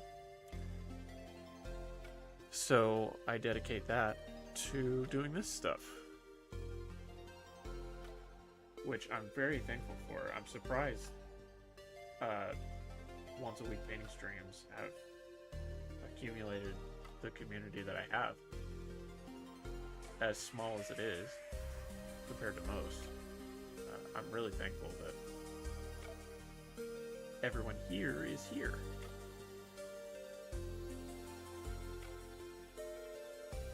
I gotta say, I wasn't expecting it to grow this quickly, but one thing I've discovered in the 40K content community is they're very loyal. And there are no lines. Everybody's just here to do the 40K thing and have a good time. Which can't be said for a lot of niches. Like, everybody supports everybody.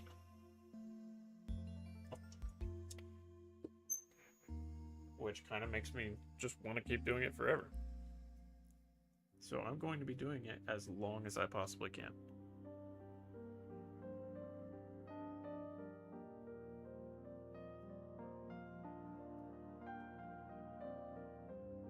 Until my life decides it's time for me to stop. Which hopefully is never, because I am a die-hard for 40K. Honestly, prefer streams like yours. As with the other bigger streams, it's often difficult to chat with them and get tips and so on. And I appreciate that. I gotta admit, I never want this to become gigantic.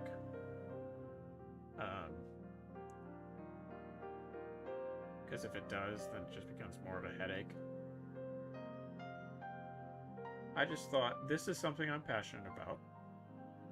So it's something that I'm going to do on YouTube. Because I've always had in the back of my head, I wanted to do YouTube in some capacity. But this is the only thing that I've ever, like, yeah, this is what I want to do. because I've never enjoyed something to this extent before.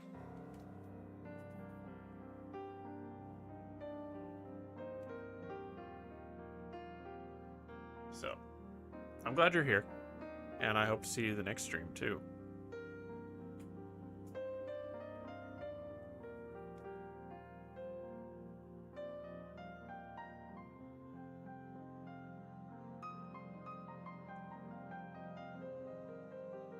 And yeah, I know what you mean. A lot of the bigger streamers, things usually just get lost.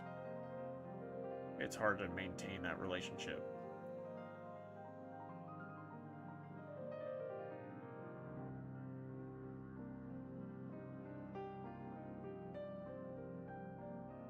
I think we're about ready for the trim.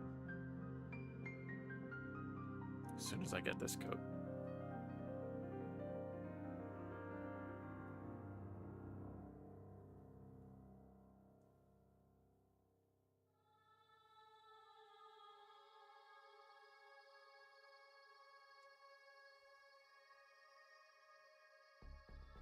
Yeah, we'll call that good. Good deal.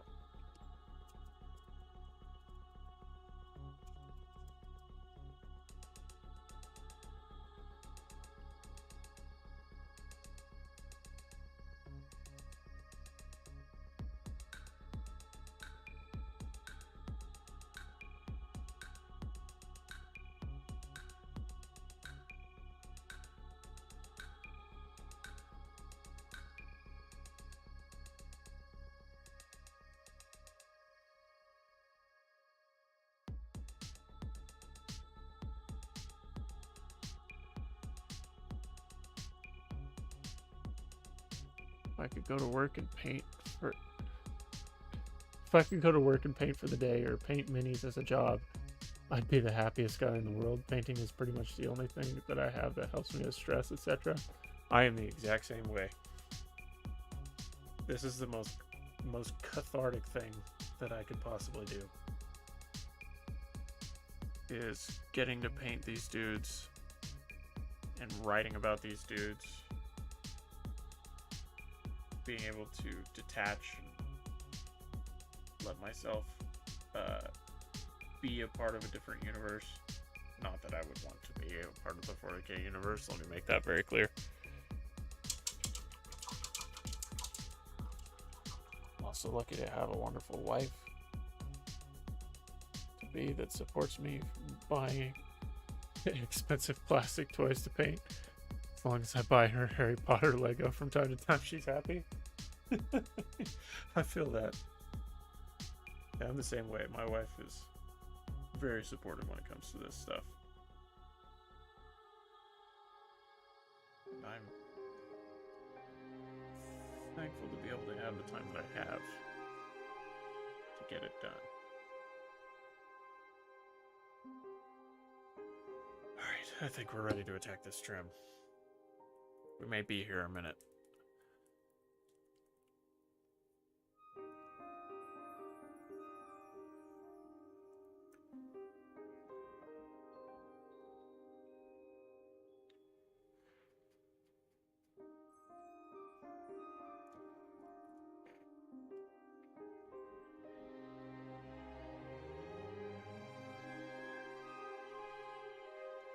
Yeah, if I could make a living doing this full time, that'd be wonderful. I don't see it realistically happening, but I mean, there's the opportunity.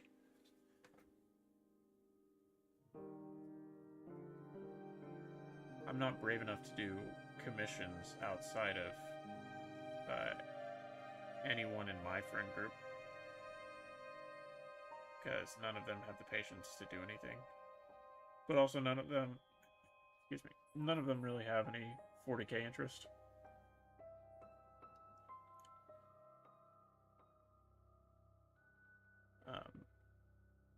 My buddy has some Star Wars Legion models he wants me to paint that I may be doing at some point.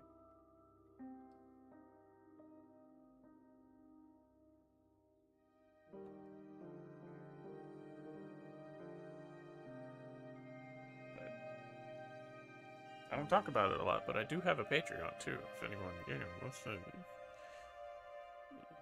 contribute monetarily, but I'm not saying you have to, but I'm saying it's there.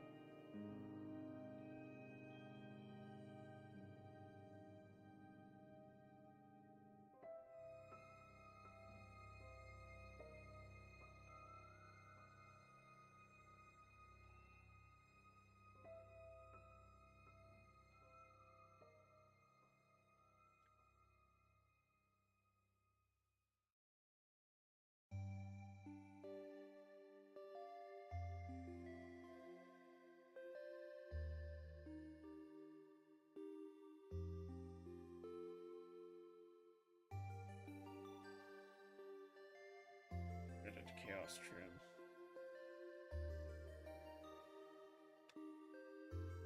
You know, I'm one of the few people who doesn't actually hate Chaos Trim. I find it a very satisfying experience once I start doing it. It's just tedious.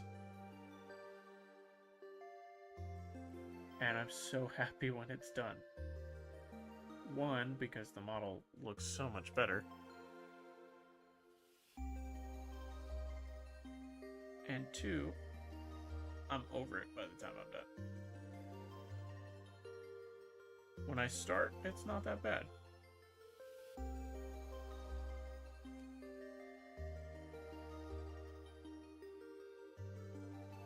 But once you commit to it for a while, it's like, when's it over? I also thought about commissions, but I don't think I'm good enough to do that.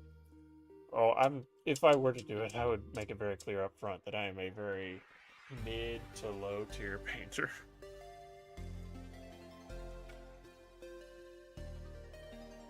I definitely have quite the portfolio built up. I mean, my Warhammer shelf alone is probably enough to get me several commissions. But I just don't want to put in the effort outside of things local to me. I didn't mind it on the Emperor's Children, but on the couple thousand Suns minis, I hated it. Yeah. I don't think I'm ever going to get Thousand Suns. I don't think that's something I'm ever going to try. I think I'm going to be happy with my regular CSM and World Eaters, but that's pretty much the same thing.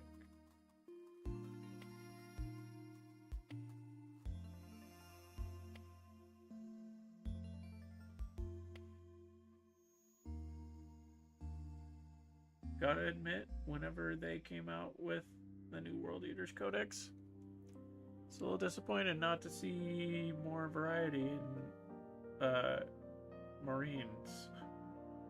We just got Berserkers and 8-bound plus. Little sad, because I like World Eaters. I want to be able to run regular CSM models in a World Eaters army. But that's not an option. Like, so for my homebrew World Eaters, I have Berserkers, because you gotta have Berserkers. But I also have a squad of Raptors, because I really like Raptors, but you can't run those in 10th edition World Eaters. So I have them put together as a CSM list just so I can have the Raptors. And then the Berserkers I have set as Legionnaires.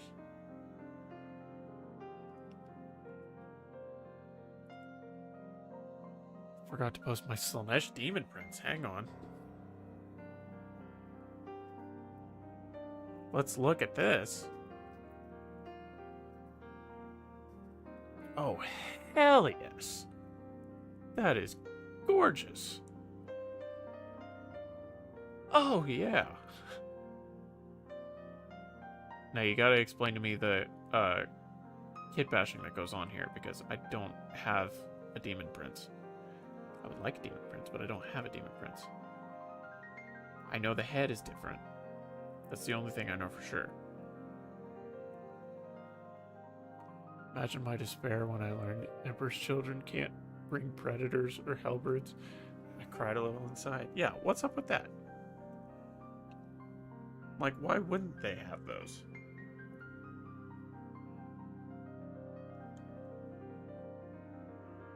I mean, they gave Thousand Sons halberds at least.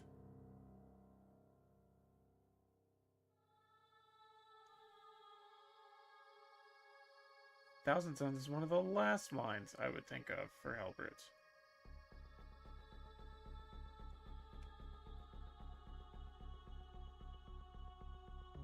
Because they're not really hugely mutated.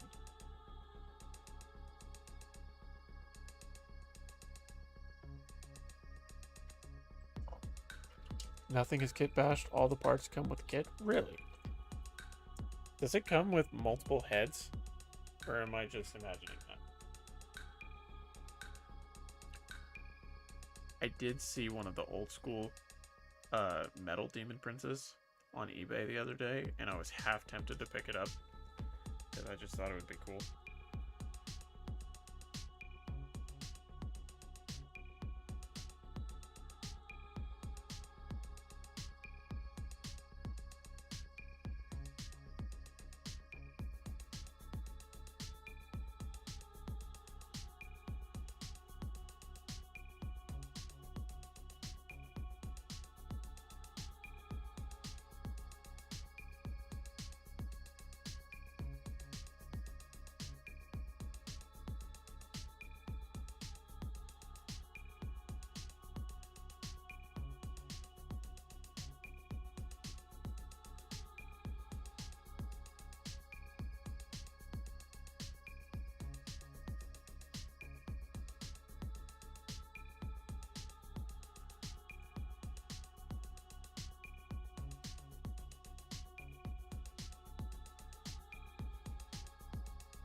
5 different heads, 1 for each god and 1 for AOS.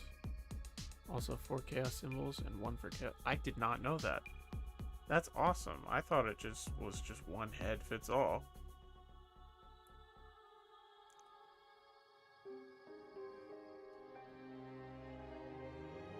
That would be sweet. I may have to dedicate a little more to that after I get my Great Unclean one. Still not sure when that is. Because I just got a Warpsmith and a box of Infernus Marines.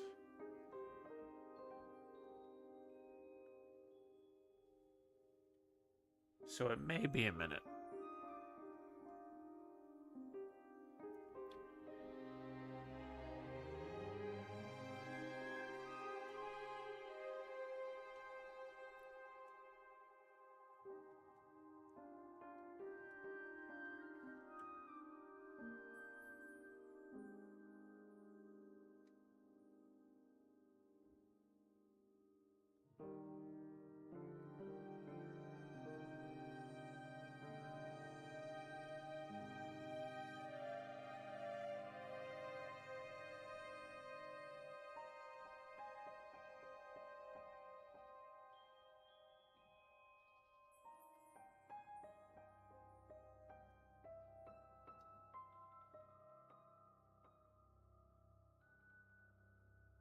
Two different feat options. In either sword or axe, wings or power pack. I actually have 2 Slanesh princes, 1 with wings and 1 without. That's sick.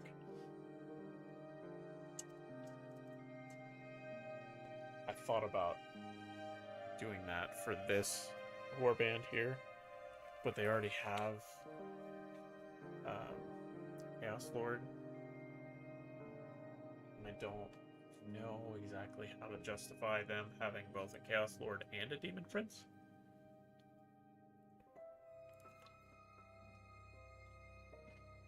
Because, I mean, strategically, the Chaos Lord would be the Demon Prince. But I guess if somebody else in the warband committed a heinous act in the name of some Chaos God, then he could theoretically become a Demon Prince and still fight for the Warband, just as a particular Demon Prince for a particular god.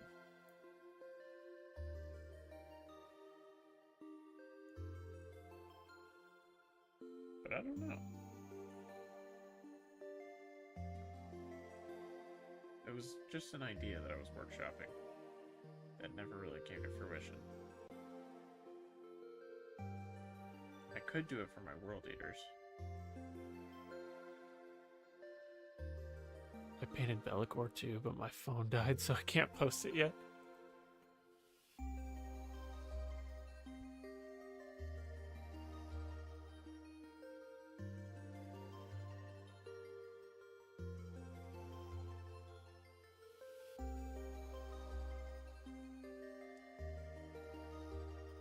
Bellicor would be an interesting dude to meet on the battlefield.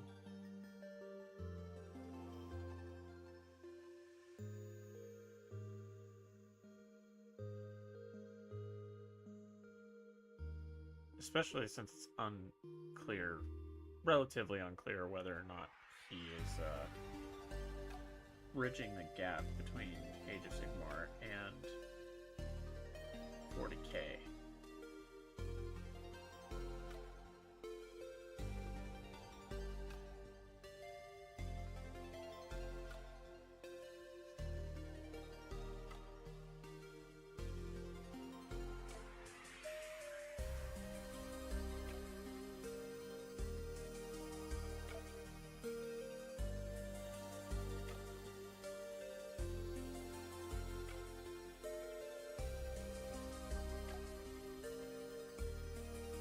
I just looked, we're at 97 subs.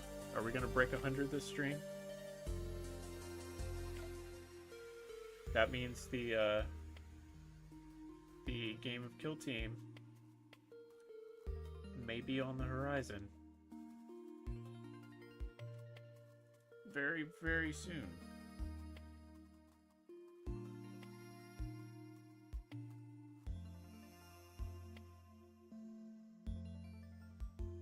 Just have to work it out with my opponent.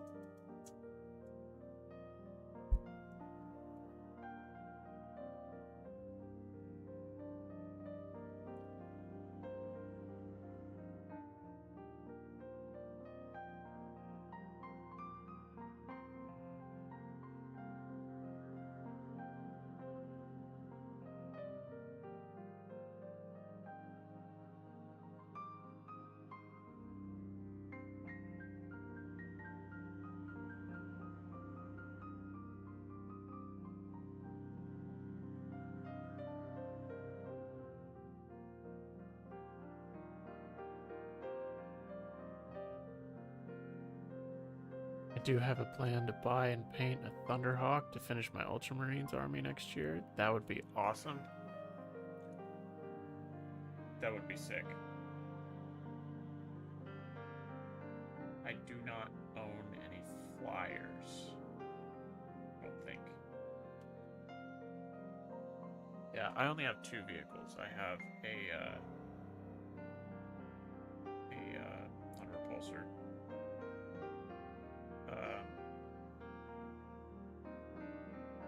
What's it called? It's the APC.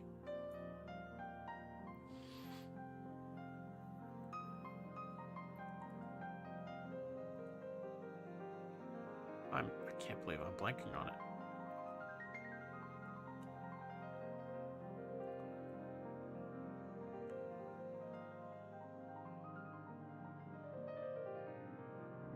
Impulsor, that's it. I have the Impulsor, and then I have a Brutalis Dreadnought that is fully painted. Very poorly, but it's fully painted.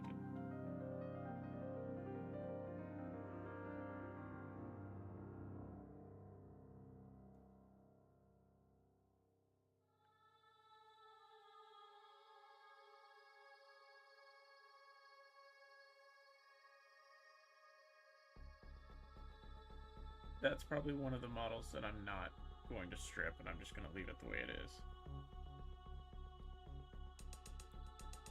the Brutalis. Because it's cool. I should make a short of it sometime. I mean, I'm proud of how I did the paint scheme. It's just really, really messy. I think there's a picture of it on my Instagram.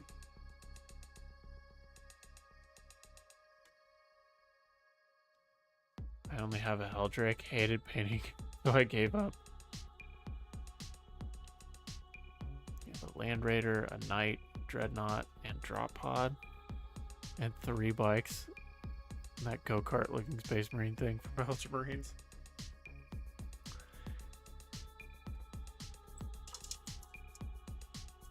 Yeah, I thought about getting a tank, but I don't know which one. I do want a tank, and I thought about getting a guard tank, because I'm trying to homebrew a guard regiment too, but I don't have any guard models. And I don't want to collect guard. I mean, I would love to collect guard, but just the process of it, the money you have to dump into it, and then the number of models. So, I may just get one tank and call it good. And it's probably going to be something simple like a Lehman Russ.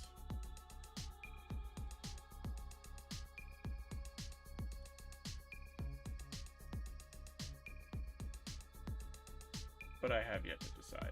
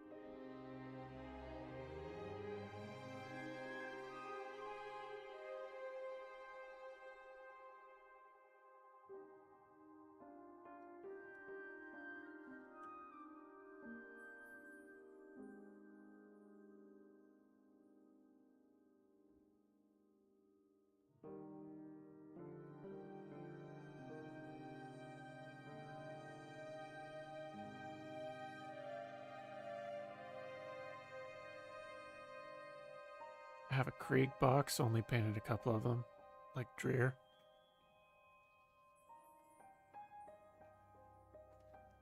Yeah, I wouldn't mind some Krieg. I do not want Cadian. I know you're building, or you have a Ultramarines army, but I am not an Ultramarines fan because they're the ones that everybody sees and they just don't feel special to me. Not that they're badly written, like their lore is great, and Gilliman is an absolute Chad. I just can't vibe with the Ultramarines.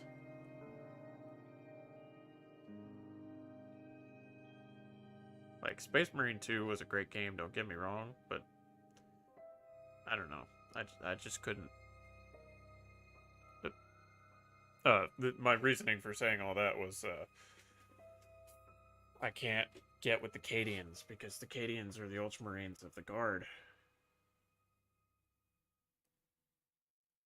When we get it, your planet broke and it caused mass hysteria through the entire galaxy. Now what?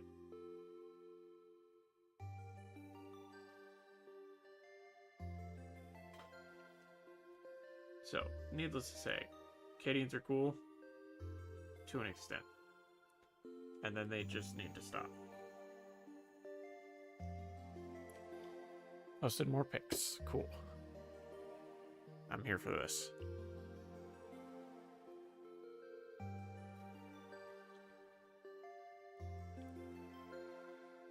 Yes, yes. I am a fan.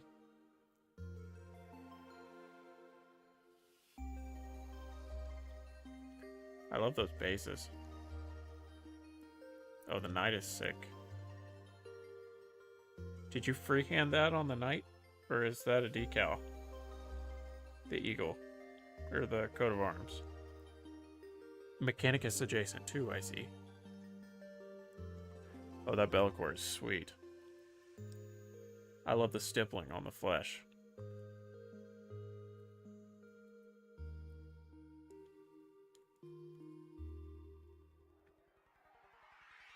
I'm a fan. Big fan.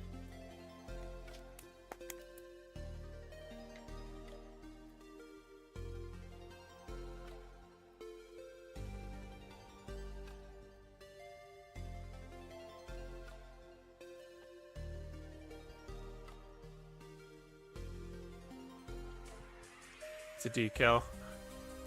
Freehand is impossible for me at the moment. Fair. I am a terrible freehander. I'm gonna have to freehand this Red Hunter's skull, and I'm dreading it.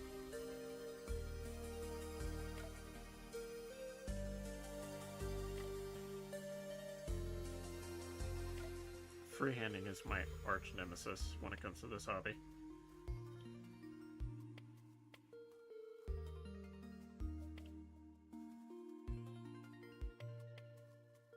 It's also because I can't maintain a sharp point on cheap brushes for anything.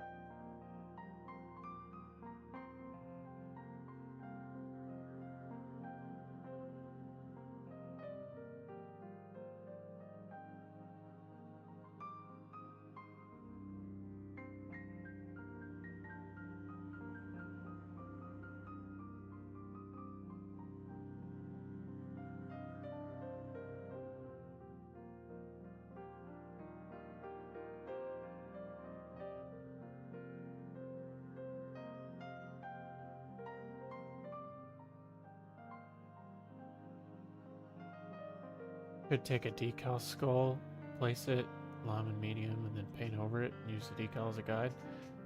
I could.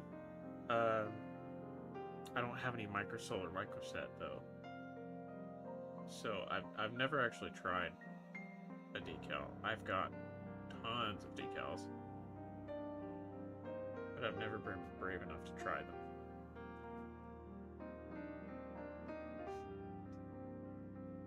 So I was just going to try to do some basic shapes, go by the reference picture, and just attempt to freehand it. Maybe that's more ballsy, I don't know. Also don't have any long and medium. I have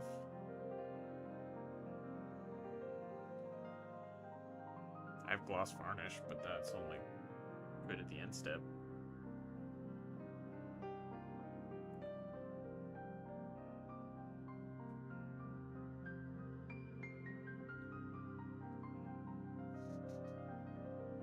Microsol isn't really needed if you paint over it.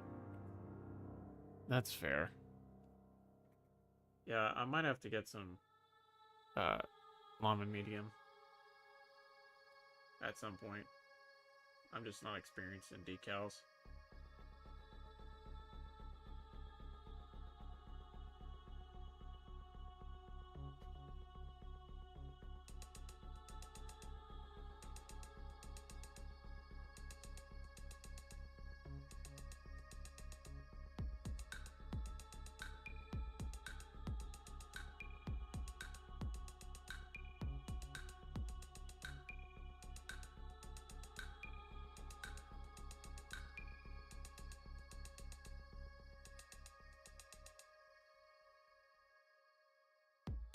paint gloss varnish on the area first, then place the decal with regular water. I think that would work. Now you got my brain working.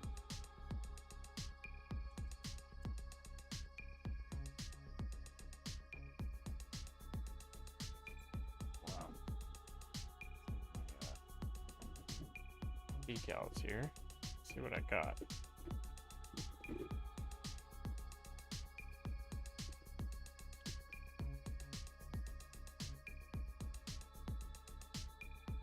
Let's see. Got blood there we go. Skulls right there for the blood angels. That would work just fine. Maybe. There is the battle scar in the pauldron.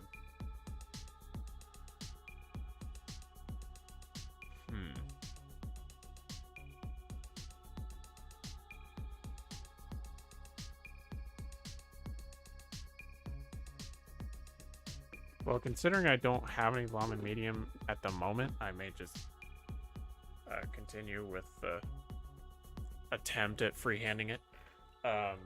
Whenever I paint my Chaos Lord, he is also standing a Marine that is also probably going to end up being a Red Hunter. So we may try it for him.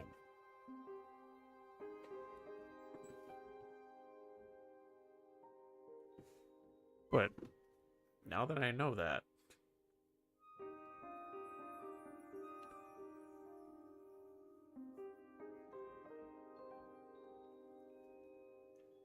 where was I?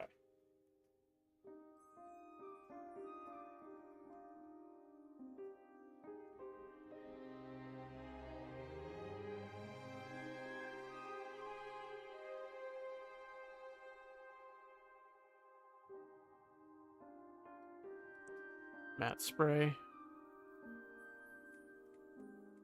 Do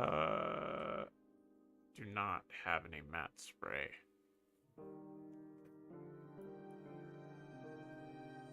I have gloss, and that's it.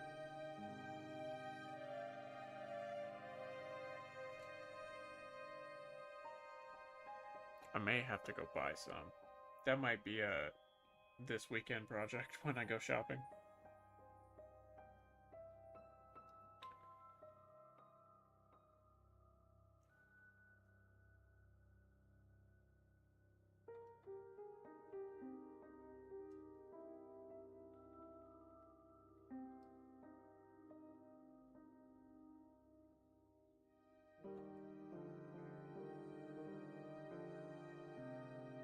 Yeah, I'm kind of limited on supplies at the moment. I have a lot of paints, but as far as everything else, I'm pretty scarce. I also don't have a hobby store very close, so if I want to get any like good model paints that aren't Vallejo, it takes me a while to get there. Like the closest one is like 2 hours for me.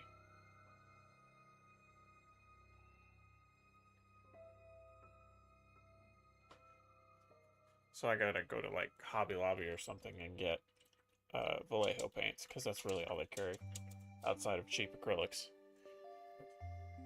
Which I am guilty of using on occasion, but they're not my favorite.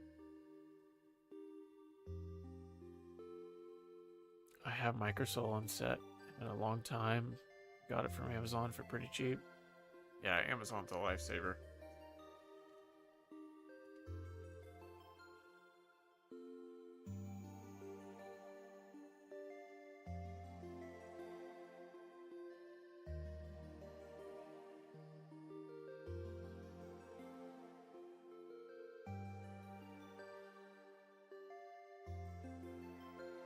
Speaking of Amazon, I believe I have a Warpsmith coming in this week. That may be next week's stream, is putting him together.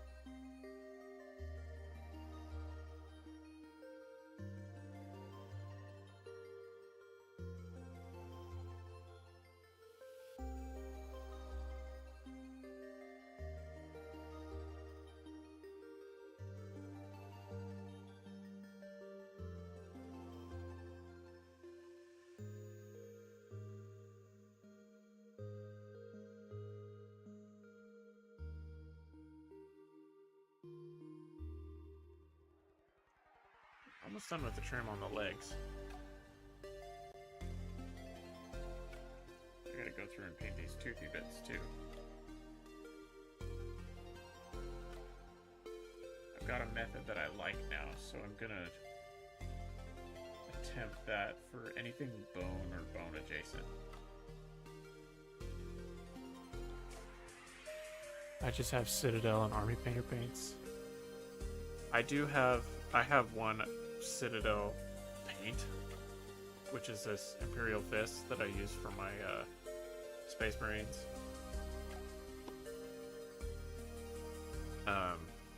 I guess I've got Blood for the Blood God. It's technical paint. Needs to be shaken. And then I've got a handful of washes that I use quite frequently.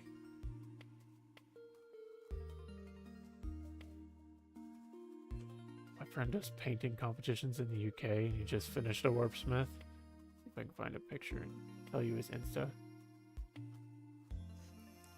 Cool. I'm curious to hear, or curious to see it.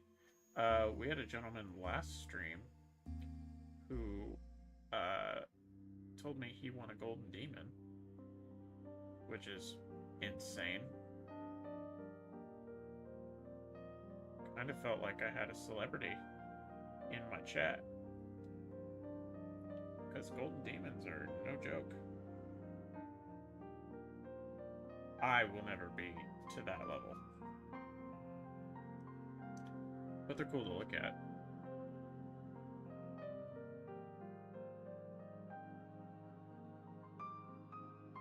Because all those guys, they edge highlight everything, non-metallic metals everything, and object source lighting everything. It's kind of crazy. I do not have that skill or the patience.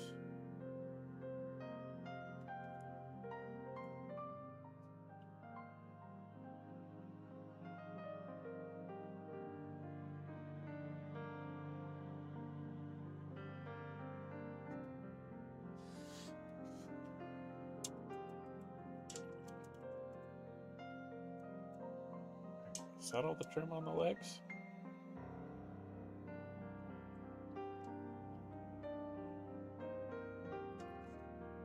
I think it might be.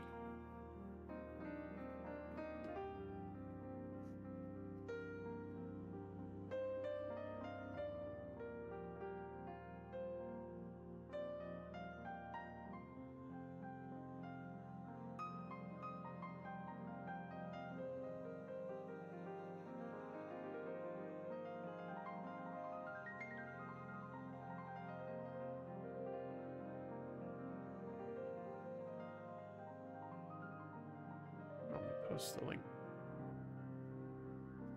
to his Insta. Give it a look.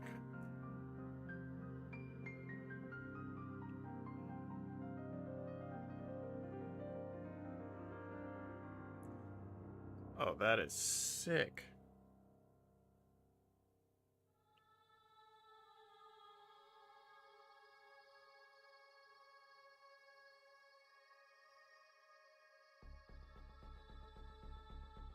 Those purples are gorgeous. Oh, and the cable cape? Whoa. I'm assuming that was all green stuff. That is something else that I am not proficient in, is green stuff. I've attempted it, and it just made me mad.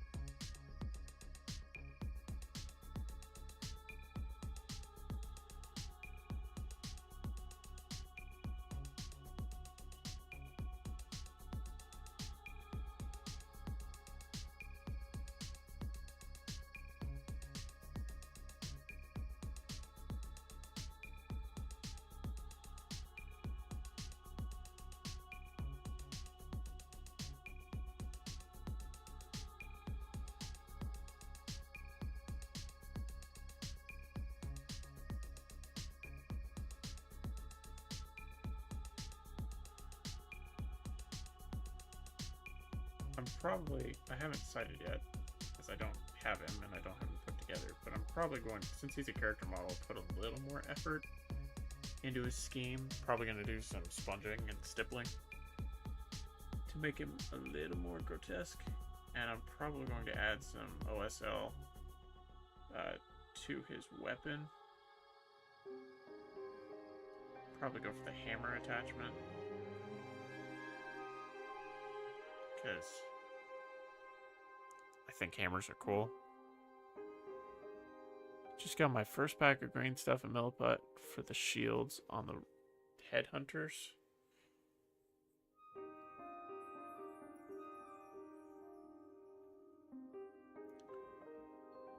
Yeah, green stuff is just a different beast that I have no experience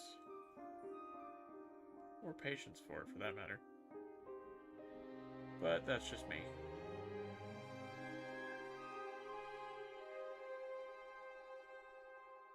I tried. Maybe my mistake was trying to make a cape, because I probably could have done it if I had dedicated to it, but I just couldn't get it to work the way I wanted it to, so I just gave up.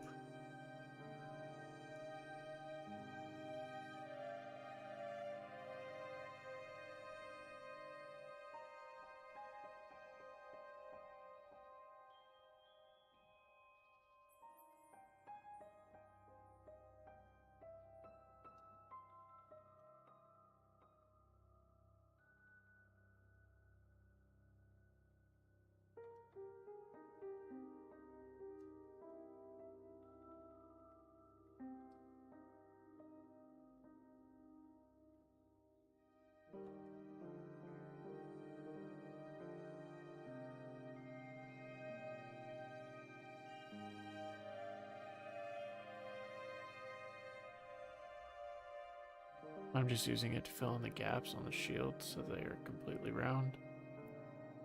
That's probably the way to do it. How are you shaping them? Do you have a particular technique?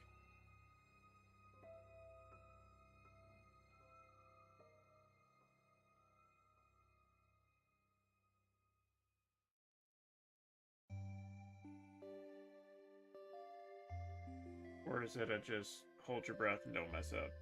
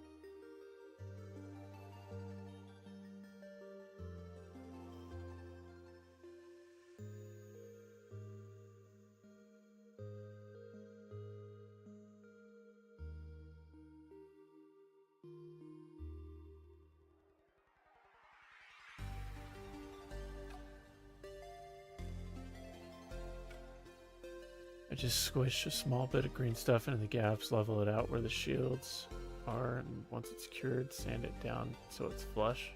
Okay, I see.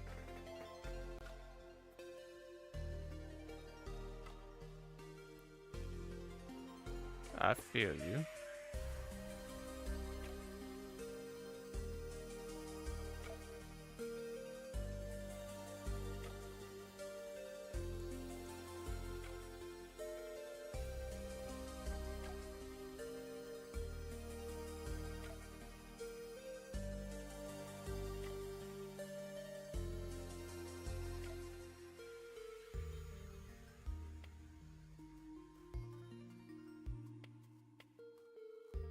Also, if there's anybody here who wasn't here the last time I said it, we have 100 sub goal and we are almost there. And when we reach it, my buddy Raincloud and I will be playing a game of Kill Team live on stream.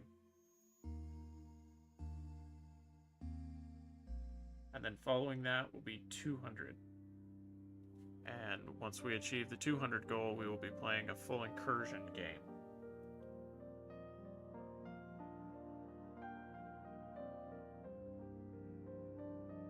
Because I am not proficient in the tabletop. I got into the hobby, I got into the world because of the lore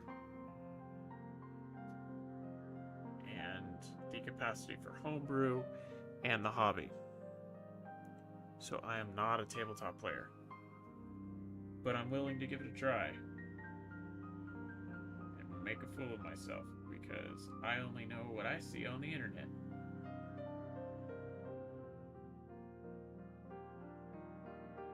So,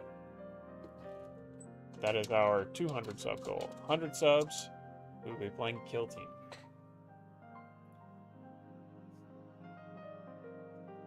I have one shield that is very much work in progress and it looks dreadful. But hopefully once I get the plastic card, I can finally finish them. Well, I'm anxious to see them. Once you post them in the Discord, I'll be eyeballing them.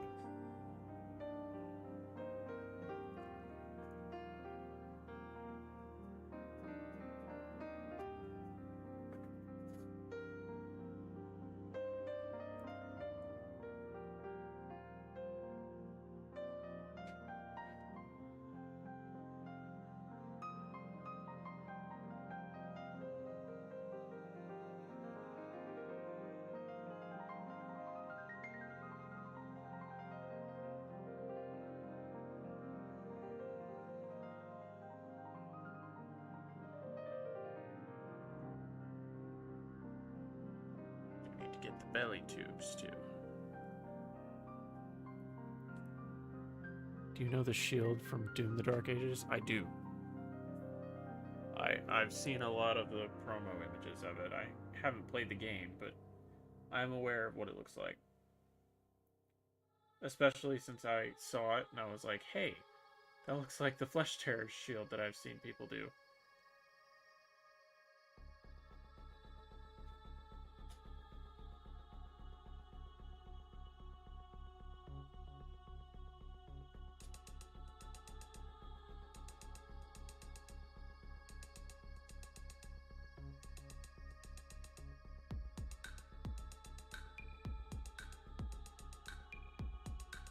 That way it kind of stuck out in my memory. That's what I want to achieve with them. I think that's a valid goal.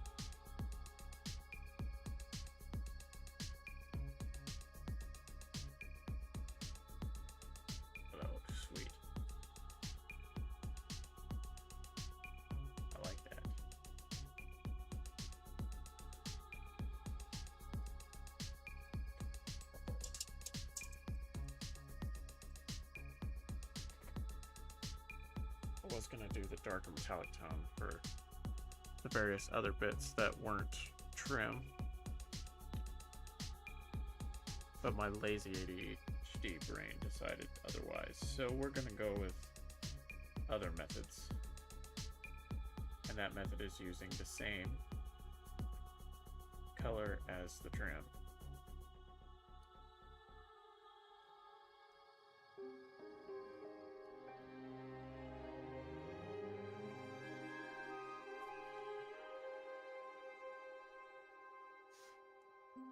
That does mean I have to scrape away the wolf skulls on the shields first. So if that goes wrong, I will have 4 minis that are supposed to have shields without them.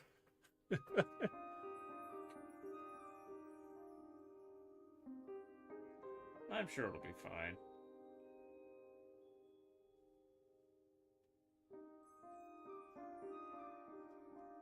You could always kit bash more, couldn't you? Maybe. In the future?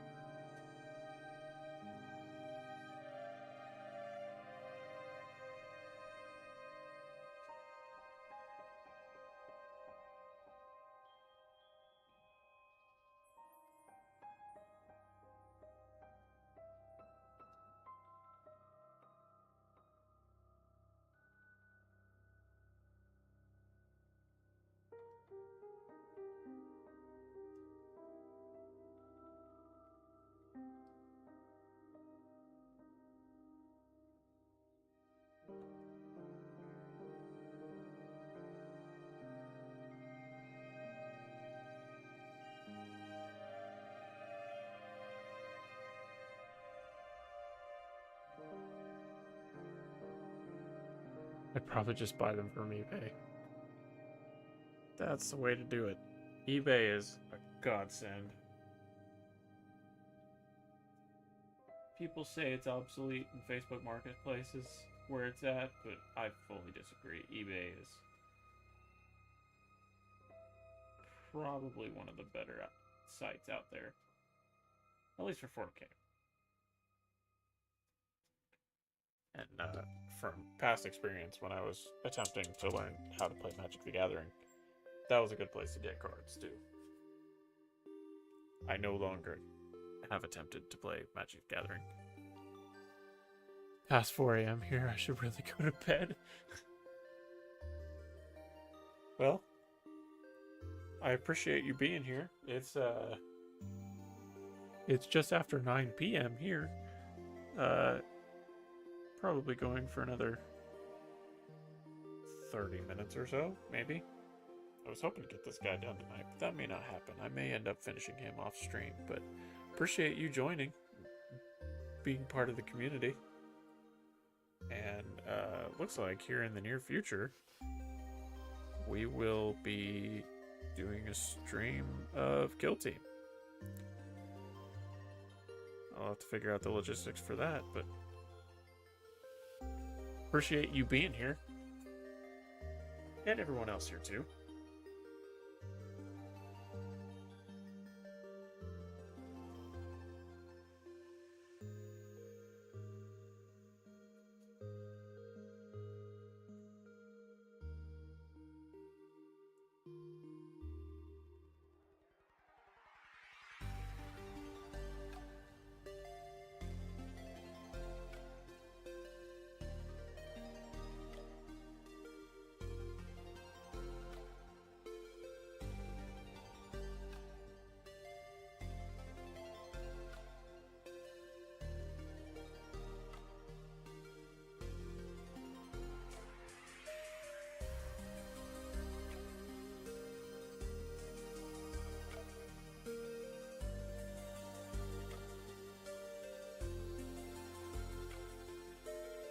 God, I'd be happy to see it.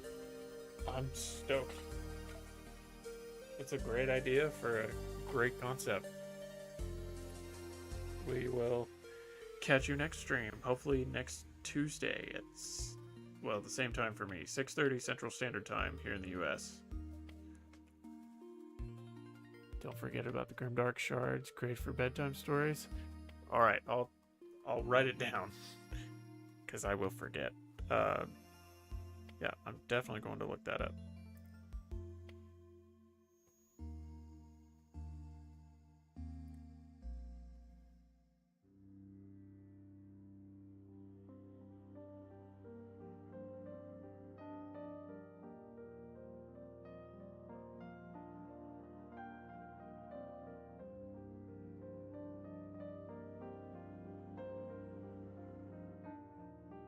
Alright. Good night. Thanks for joining.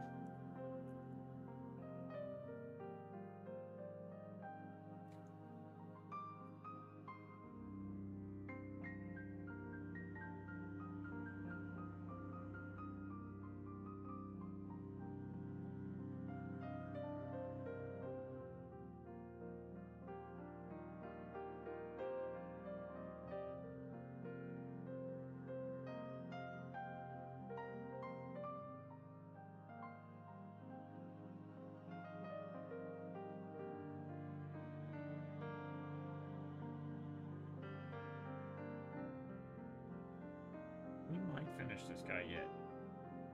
Not totally sure.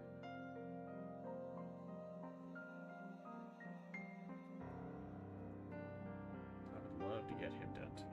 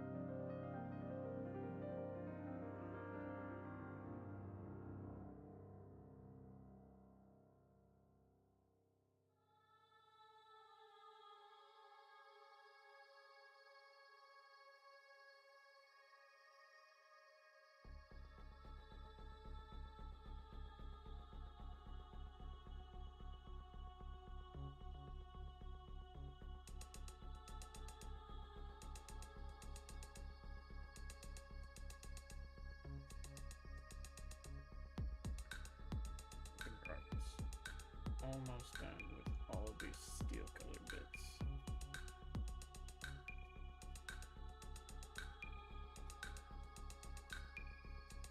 Almost.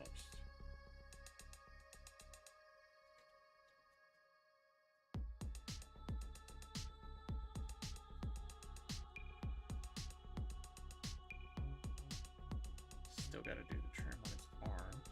That shouldn't be bad. Thankfully, this stuff only takes one coat. If it took multiple, we would be here for another week.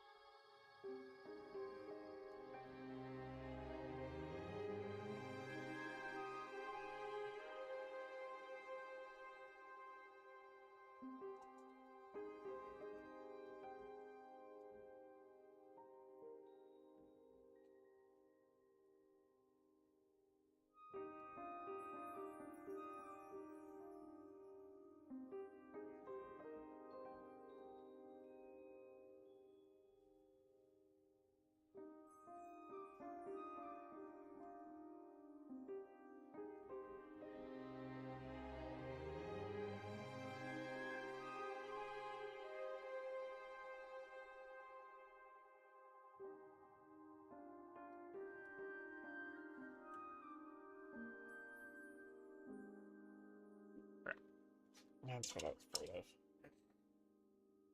Some spillage.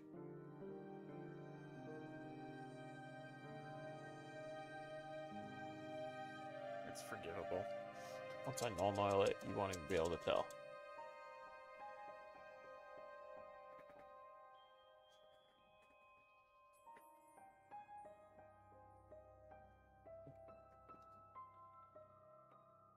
Get a little more on the brow there.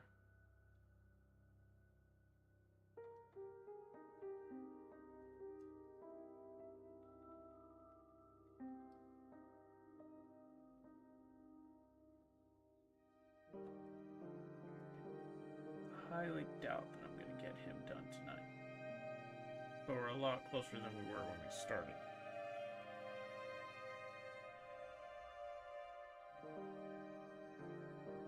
I wasn't expecting the trim to become such a chore.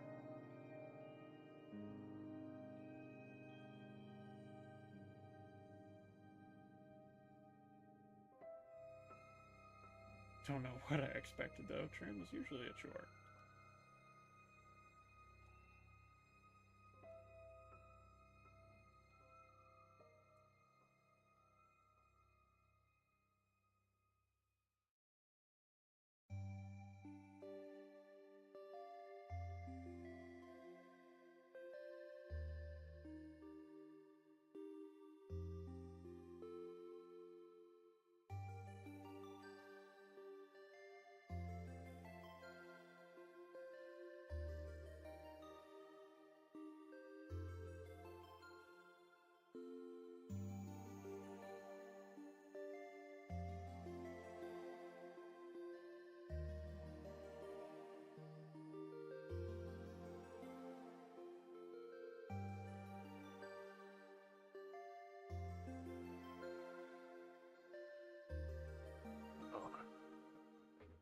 Been sitting here too long.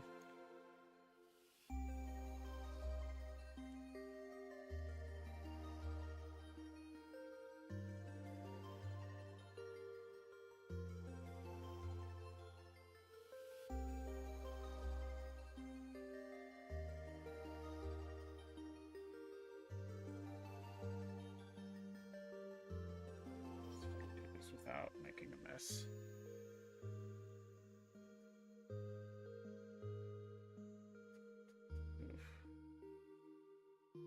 That is a tight gap. I may just have to leave that. As much as I hate to.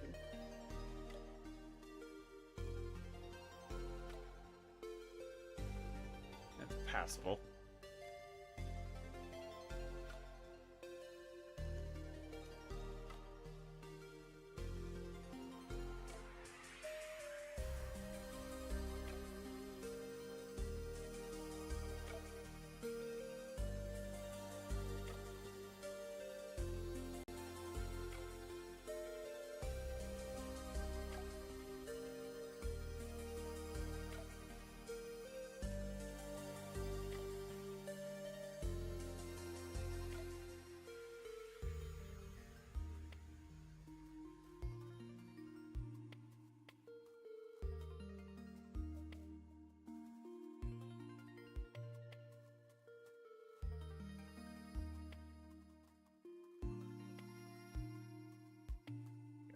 These toothy bits too that Chaos thinks they need to have.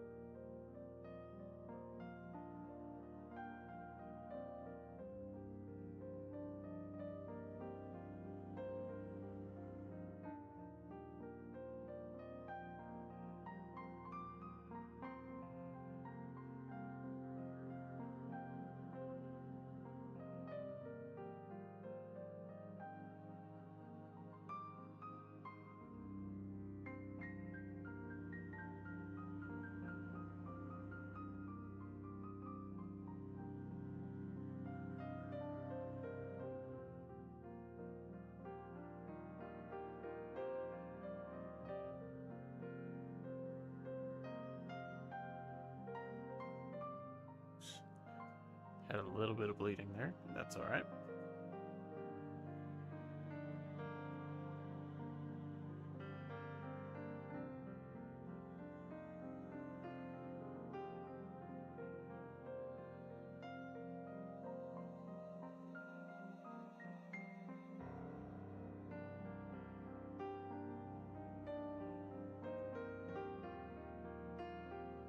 Yeah, I think the star there is done. This trim.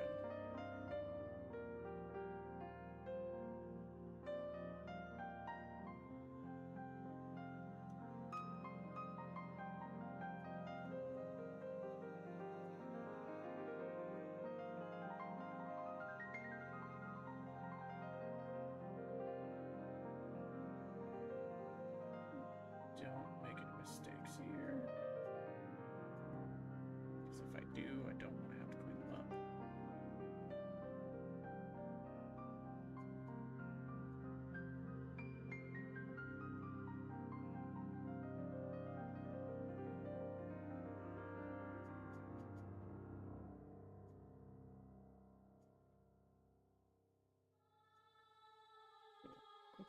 Cool.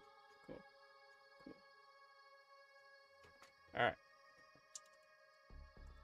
Let's do this bit on his back. I also think there's a tube right here on his knee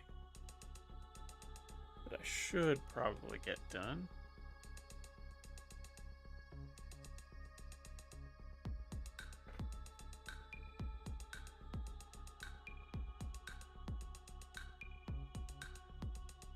Nothing major, but it's there, so I should probably do it. Okay, now this pauldron.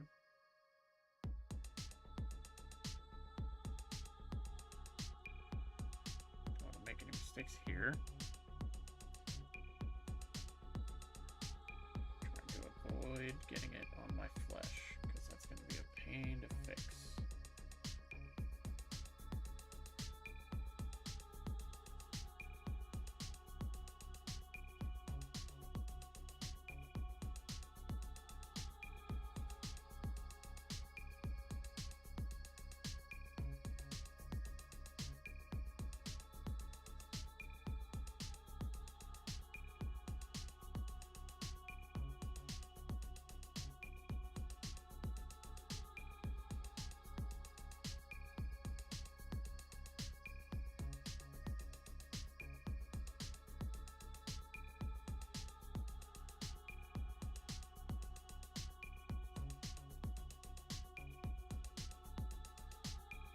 Paint is starting to dry out a little bit too. I don't have it on a wet palette. I have a perfectly good wet palette still in the box.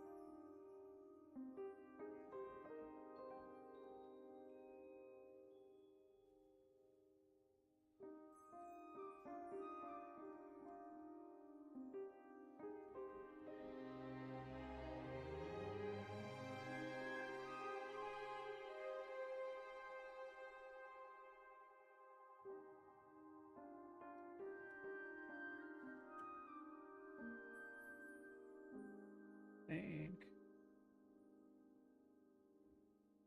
pretty close to calling this trim good.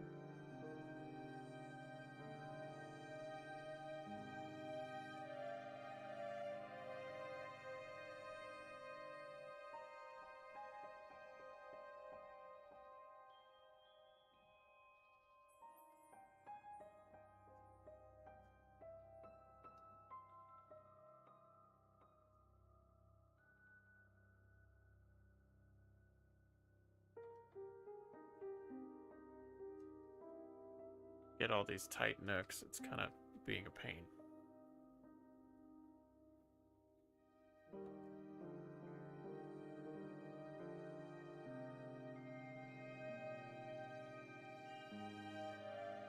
That's fine. Alright. You're so close.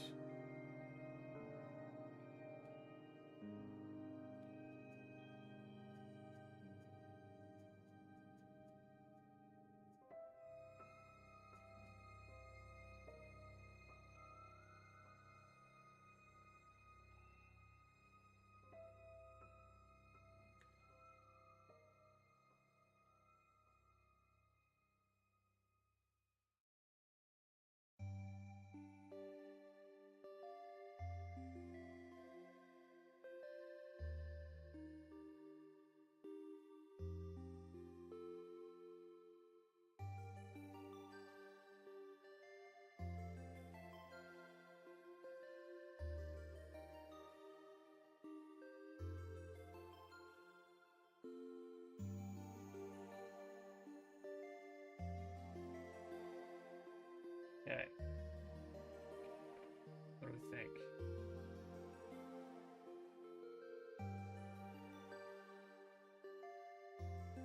Go ahead and do the toothy bits. And while that's drying,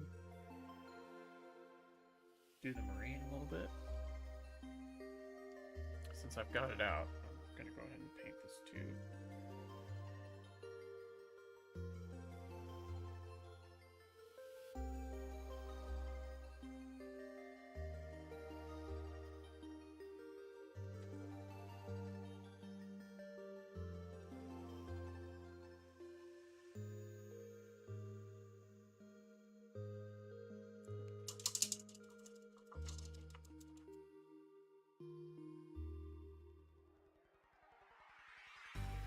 Oh, yeah, I gotta do the chaosy spiky bits.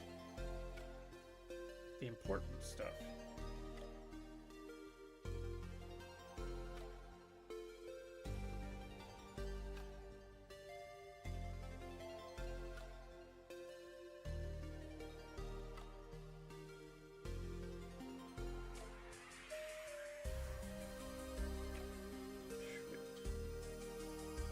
They look good.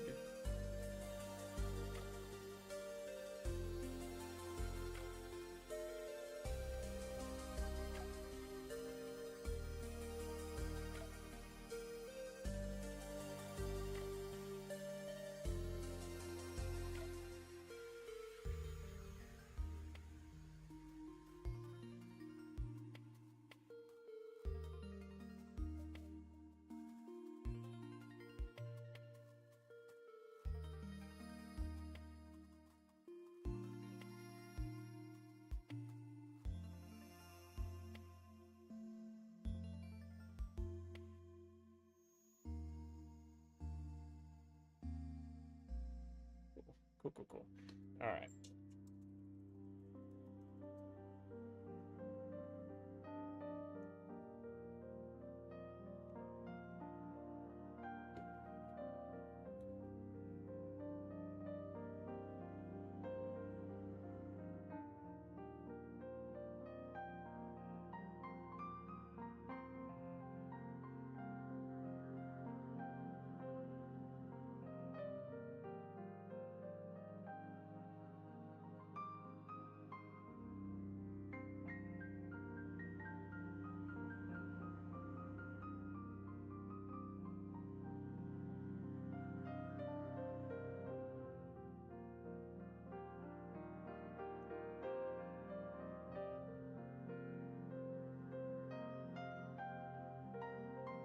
It's gonna look. How are we looking? All right. May not hit 100 this stream, but if anyone has just joined, the goal is to hit 100 subs, and at 100 subs, I will be playing a game of Kill Team live on stream with C1 Rain Cloud. And it ought to be a good time. because I'm pretty ignorant when it comes to the tabletop. So everyone can watch me make a fool of myself with the rules.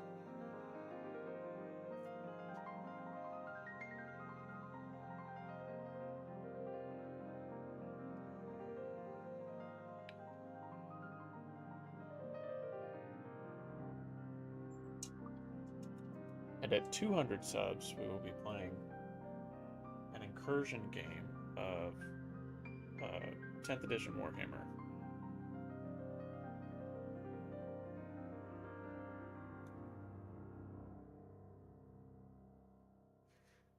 I need to add a little more back here. Right now it's just going in and seeing what needs to be fixed.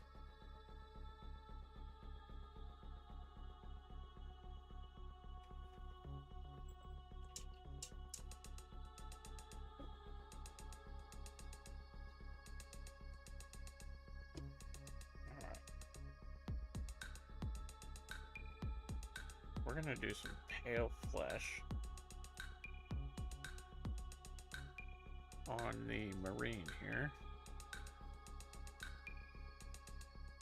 We're not gonna do anything too fancy.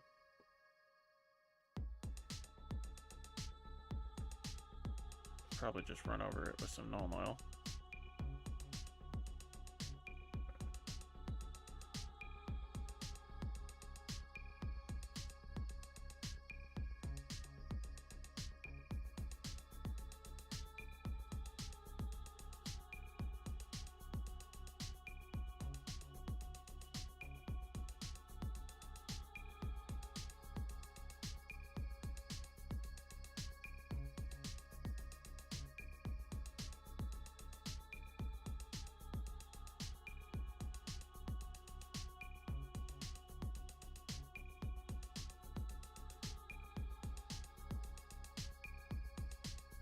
Probably gonna take a couple coats because I didn't base it with anything.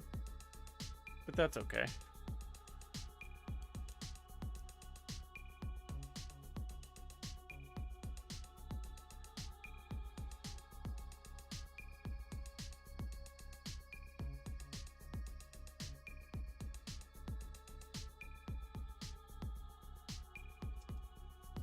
Let's go ahead and base these toothy bits. We'll just go over them with some dark gray. Make it simple. I like simple.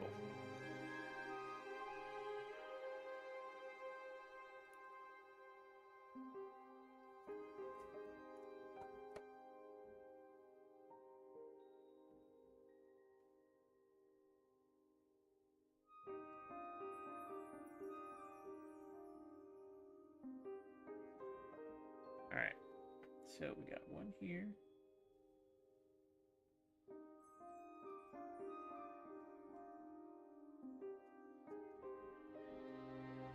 Here.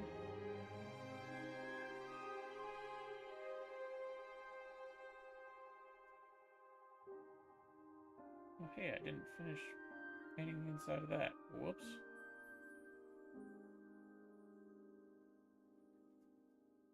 Do that in a second.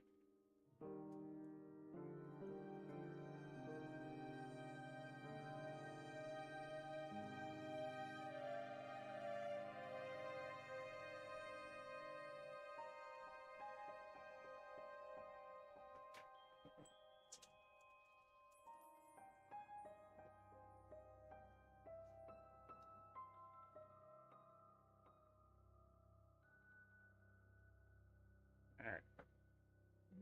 Not that leg.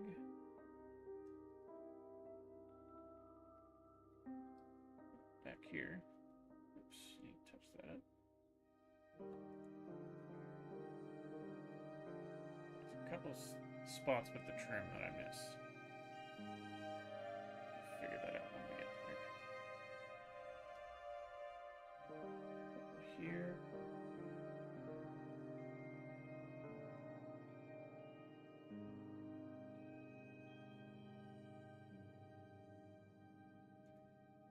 Legs up here.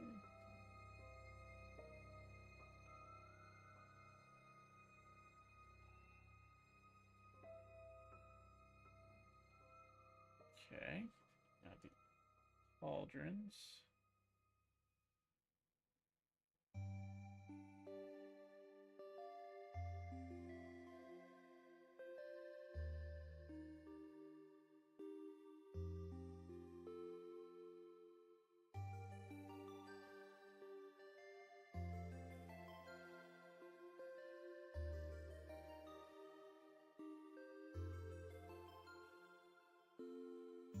There's that one.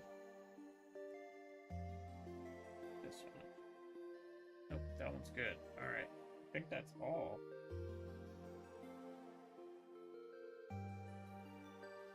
Alright. Go ahead.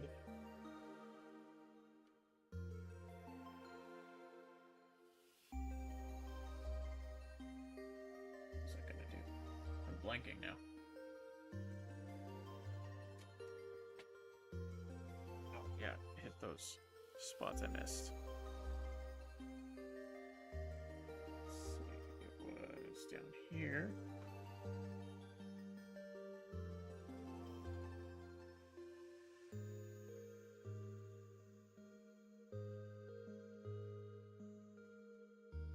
Where's the other one? It's a tiny spot.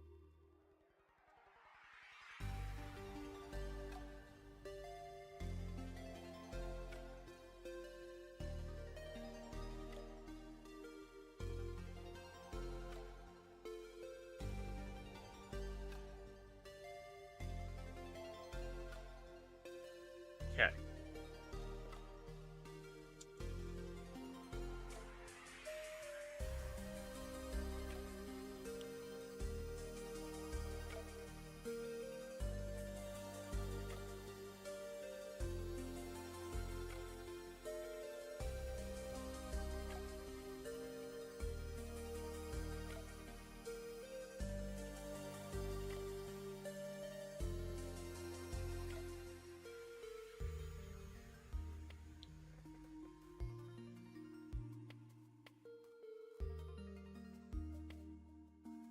Hi, Maladus. Thanks for joining.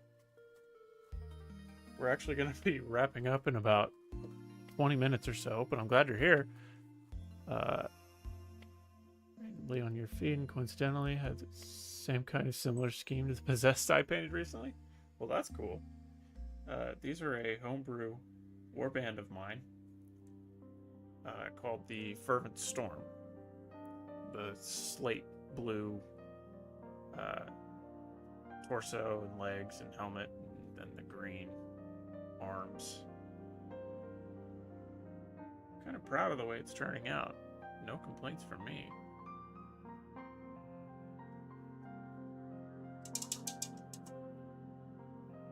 But thanks for joining the stream. Appreciate anyone and everyone who shows up.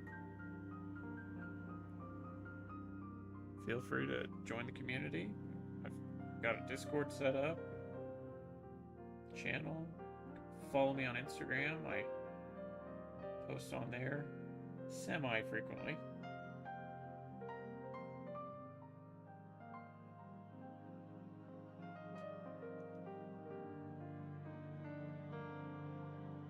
We are also in the midst of a 100 sub goal.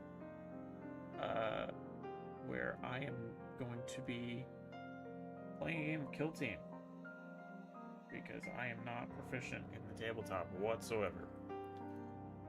So once we hit 100 subs, which I believe is extremely soon, if I'm being honest, we'll be playing a game of Kill Team, and then goal after that is 200 subs, and we will be playing an incursion game of 10th edition. Because, like I said, I have no experience with the tabletop.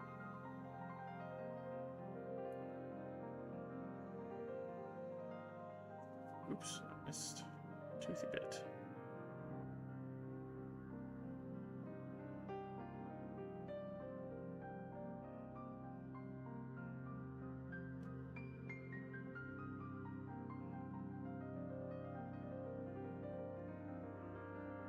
Alright.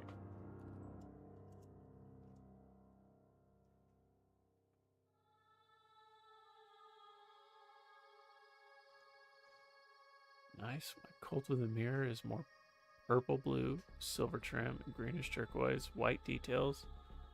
Check out your Discord and other content. Yeah. We'd love to have you. I would love to have you. These are my Fervent Storm. They are chimeric warband of salamanders and iron warriors.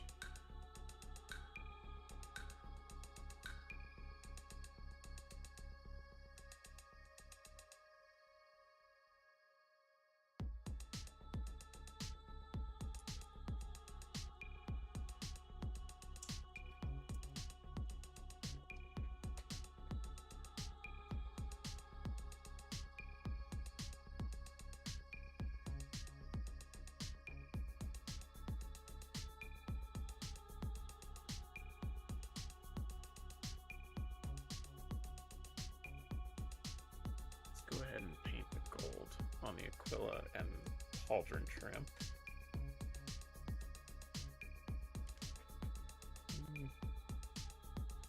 Are they technically gold or bronze? I gotta look that up.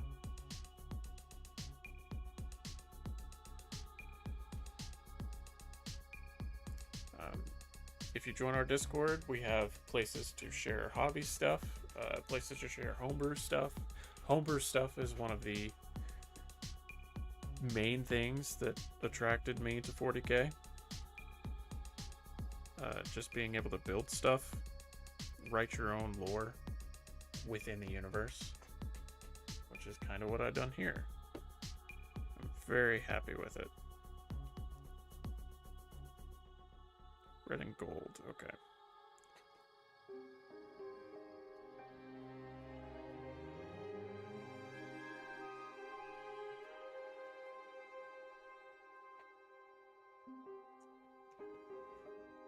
So we will go straight gold with that trim.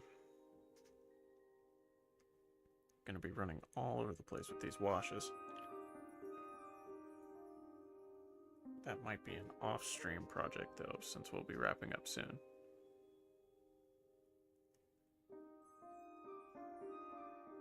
But this is number 3 out of 5 of my possessed.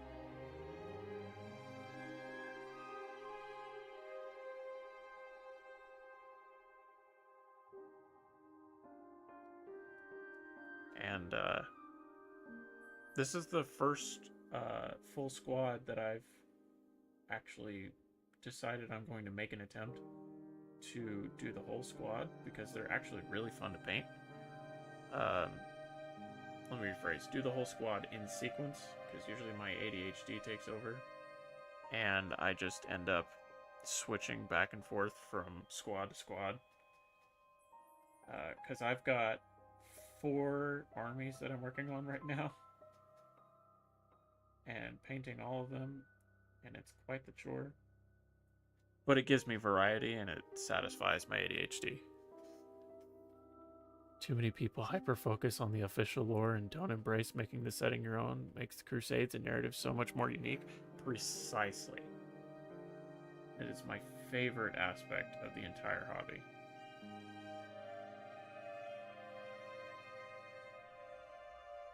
Yeah, I'm currently sitting on 6 Astartes homebrews, 3 Loyalists, and 3 Chaos.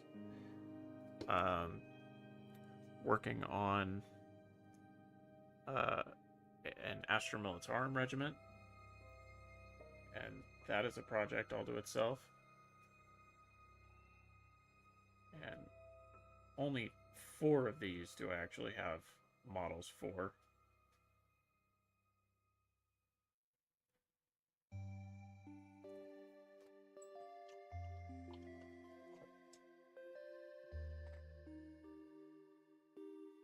But I spend about every day working on their lore. In whatever capacity. And I'm kind of a stickler for lore compliance, so every time I learn something, it usually ends up making its way into my homebrew. That's just for myself, though. I'm not opposed to anybody else doing stuff strictly for the fun of it. I mean, I do it for the fun of it, but without adhering to the lore compliance as much as I do.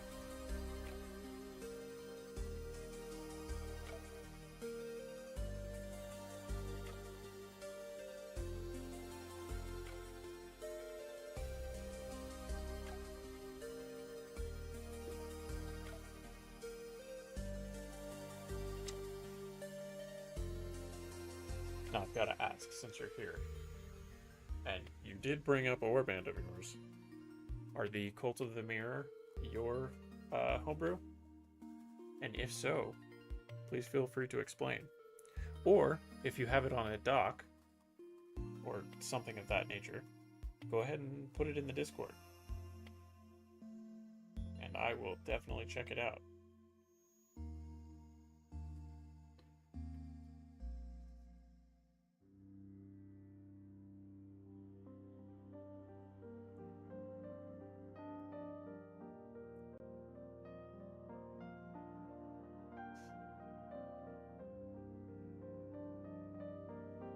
Ah, and I am looking at your possessed now, and those are sexy boys.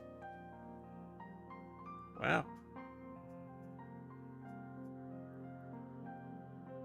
I'm here for it. I like that scheme. The stippled blue, it looks really good.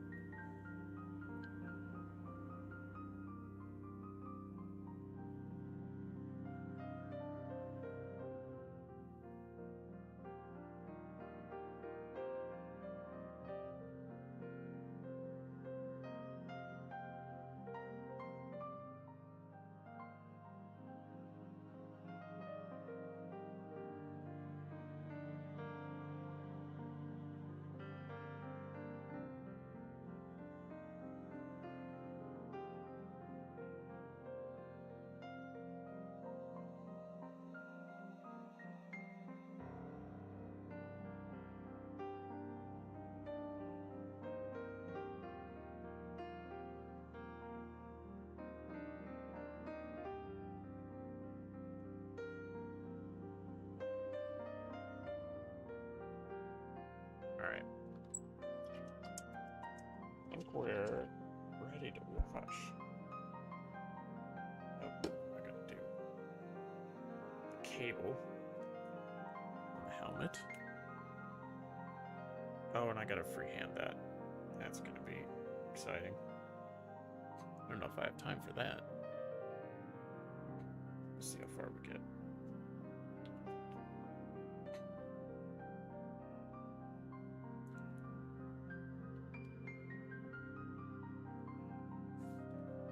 This is gonna be relatively low effort.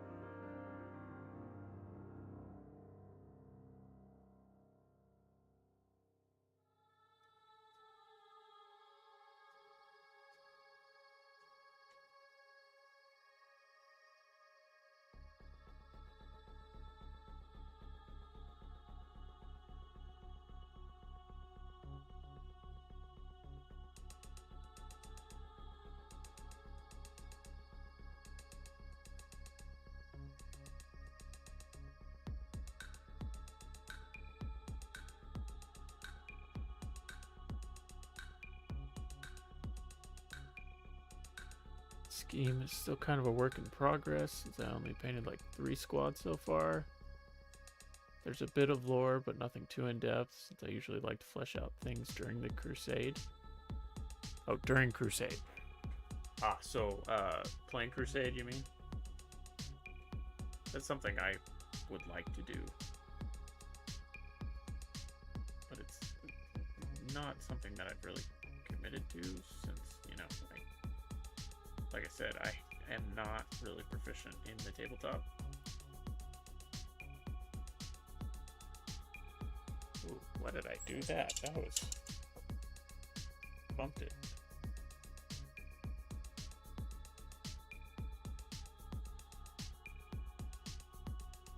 Get rid of that.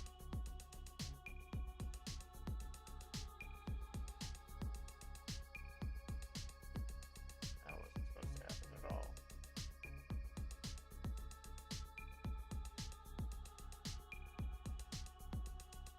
We didn't lose anything.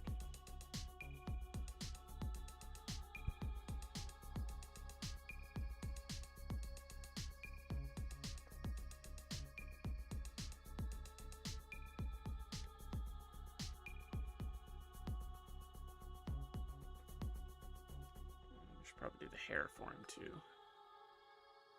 Gotta wash those toothy bits, and then I gotta paint the base.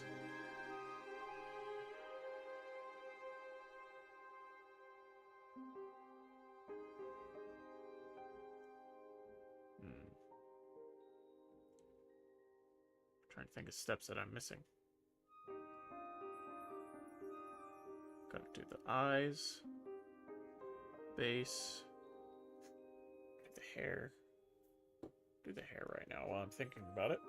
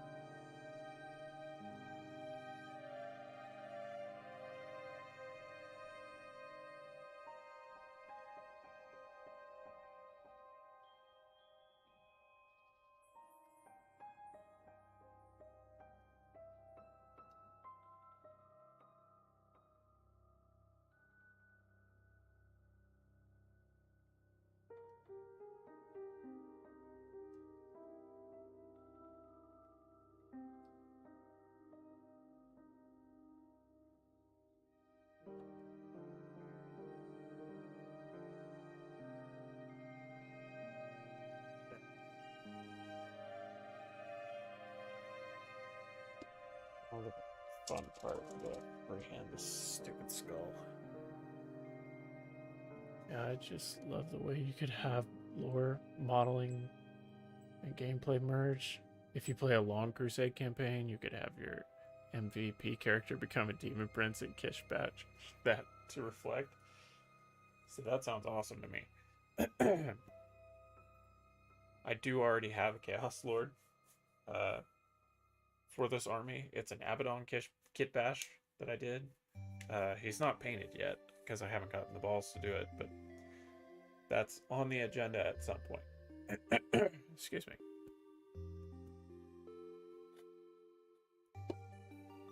Let's come in with some light gray here.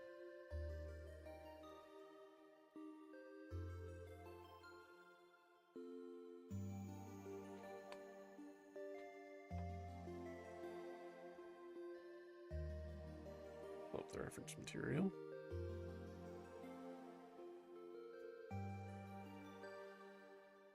Okay, it's a skull. Got the head.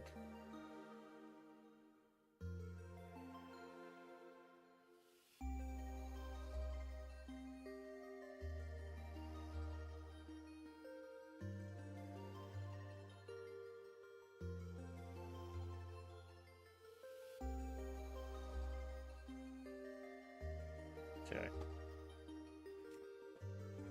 Start with our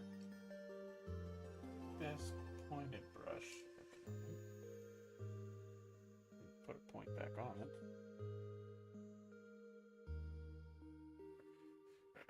And then we will do our best attempt at a skull.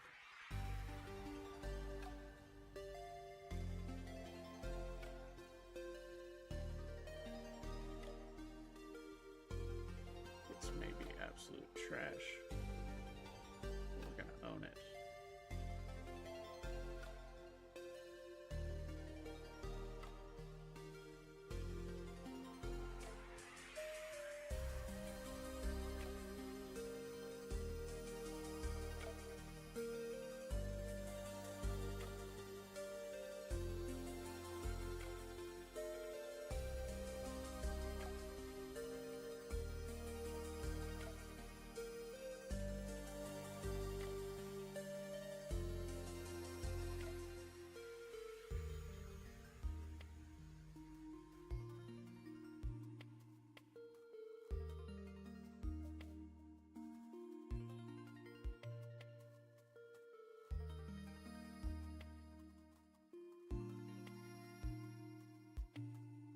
It's gonna be very, very rough.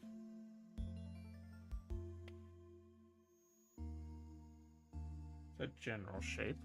Ah, as I drop it and break everything. Ruin all of the progress I've made. It's okay.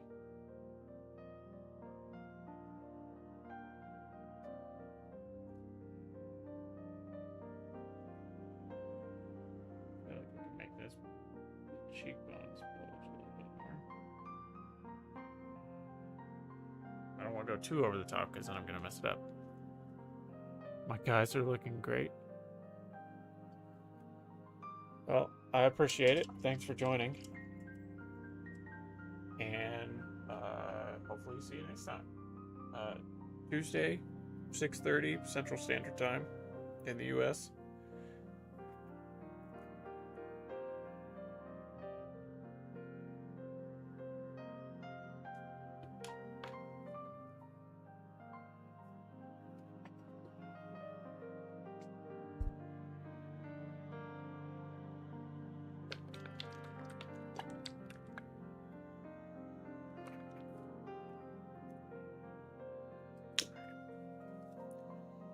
Go over some white.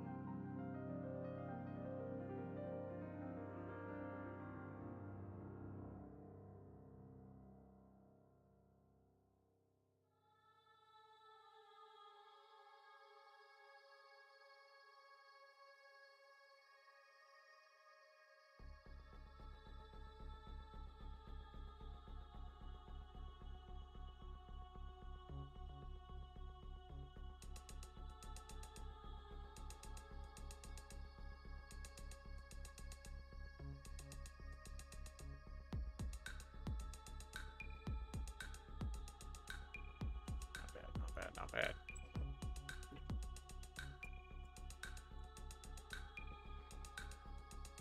Alright, we're gonna finish this freehand, and then I think we're gonna call it good for this evening. Outside of the base being painted, I think all we have to do is wash, do the eyes, that eye back there, do some edge highlighting on this boy down here.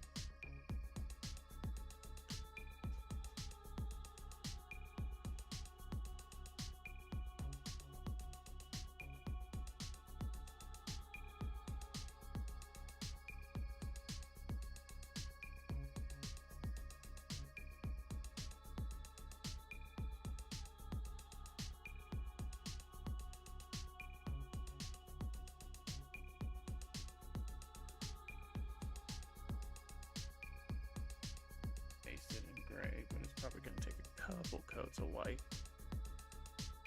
That's okay.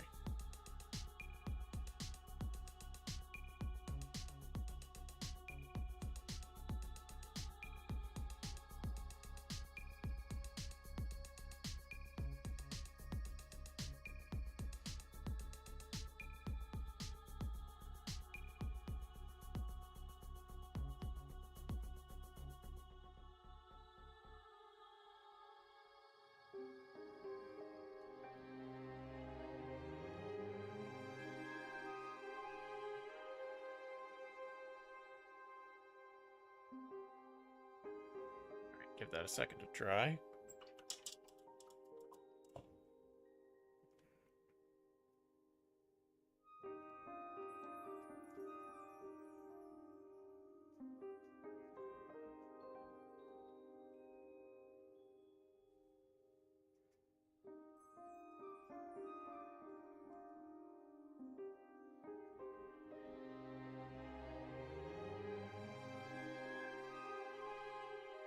We'll blow it.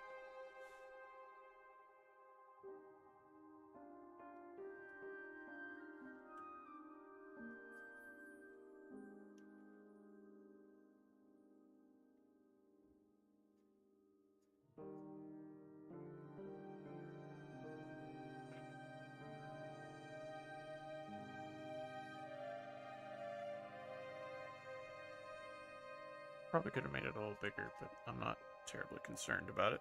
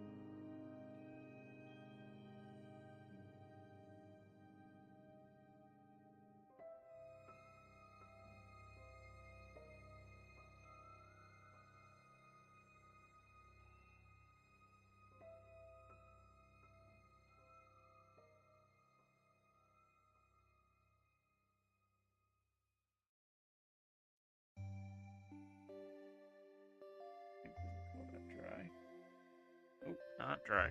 Not dry. Wait, wait, wait. Emergency. Not dry. Me and my lack of patience almost wrecked the whole operation.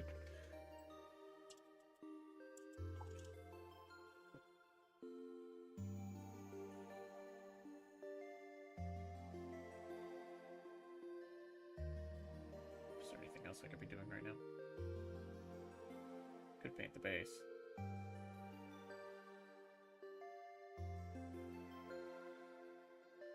It's gonna take a second though, because I gotta be precise around him.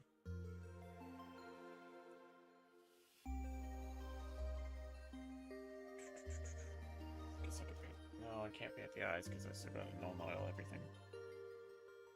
I don't want to get any of that in there.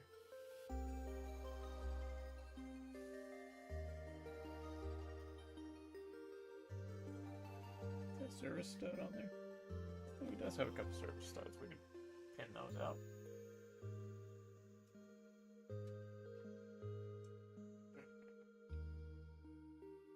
Dude has seen a little bit of action. I think I see 2, so at least 100 years worth.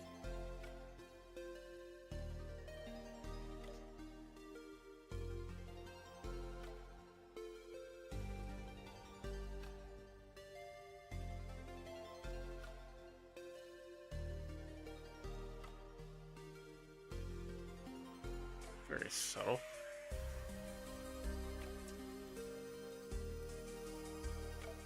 Alright. Now's it dry. I'm gonna touch it and destroy everything.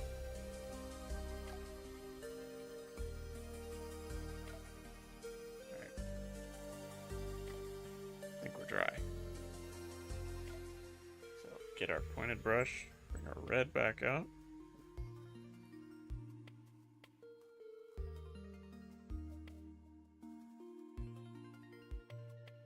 Put the eyes back in, and the nose.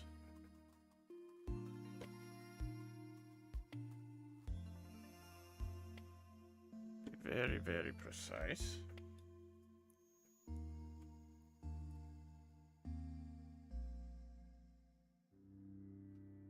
Back to the reference.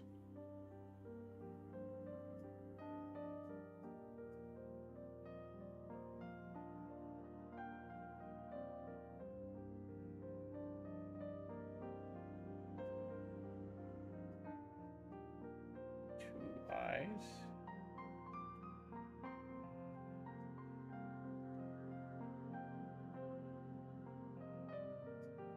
And nose.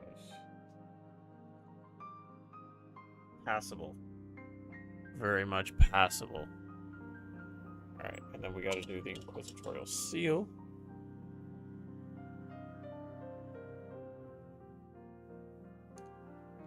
New ears are black.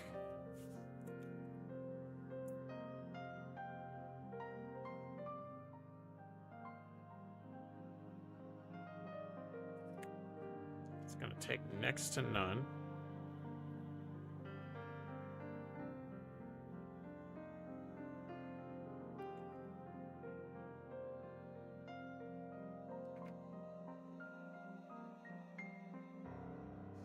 A little bit more of a point back on that.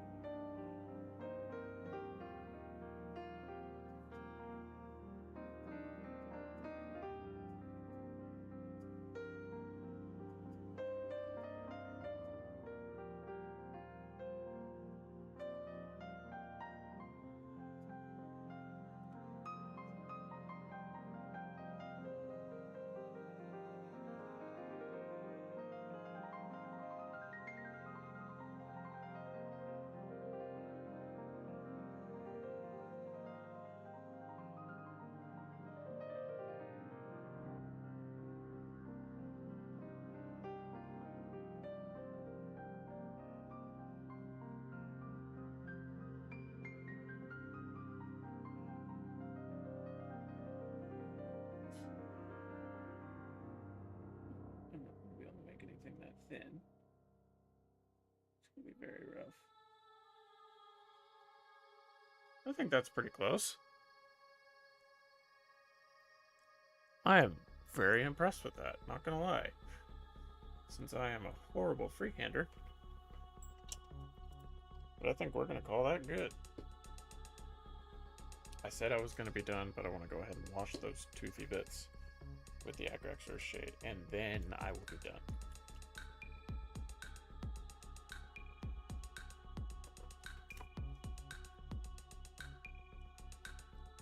And then we will be doing...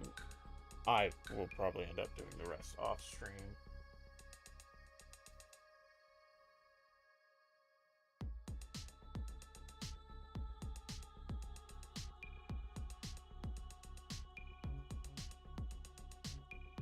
And then we will start the next one probably next stream, next week.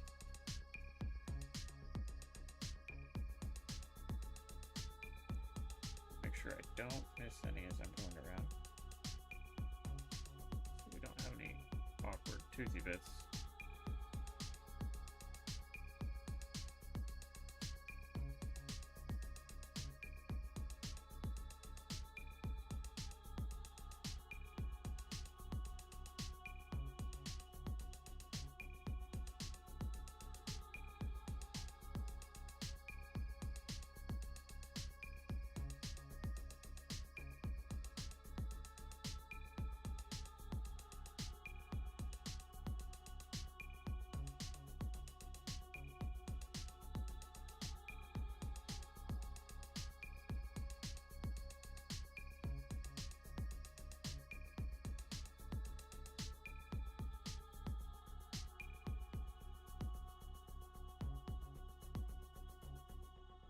Okay.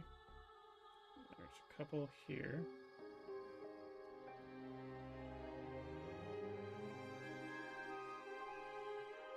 And then a couple right here.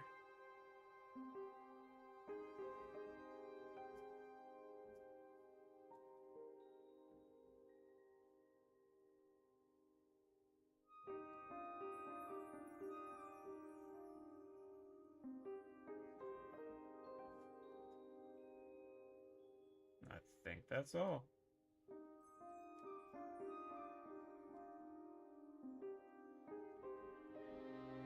Whew, all right, that was stressful. He's still not done, but he's super close. It won't take hardly any time.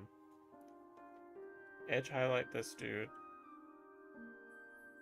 We'll wash and then edge highlight, and then paint the base, wash him, do his eyes, do that eye. It sounds like a lot, but it's really not. Probably take another hour or two.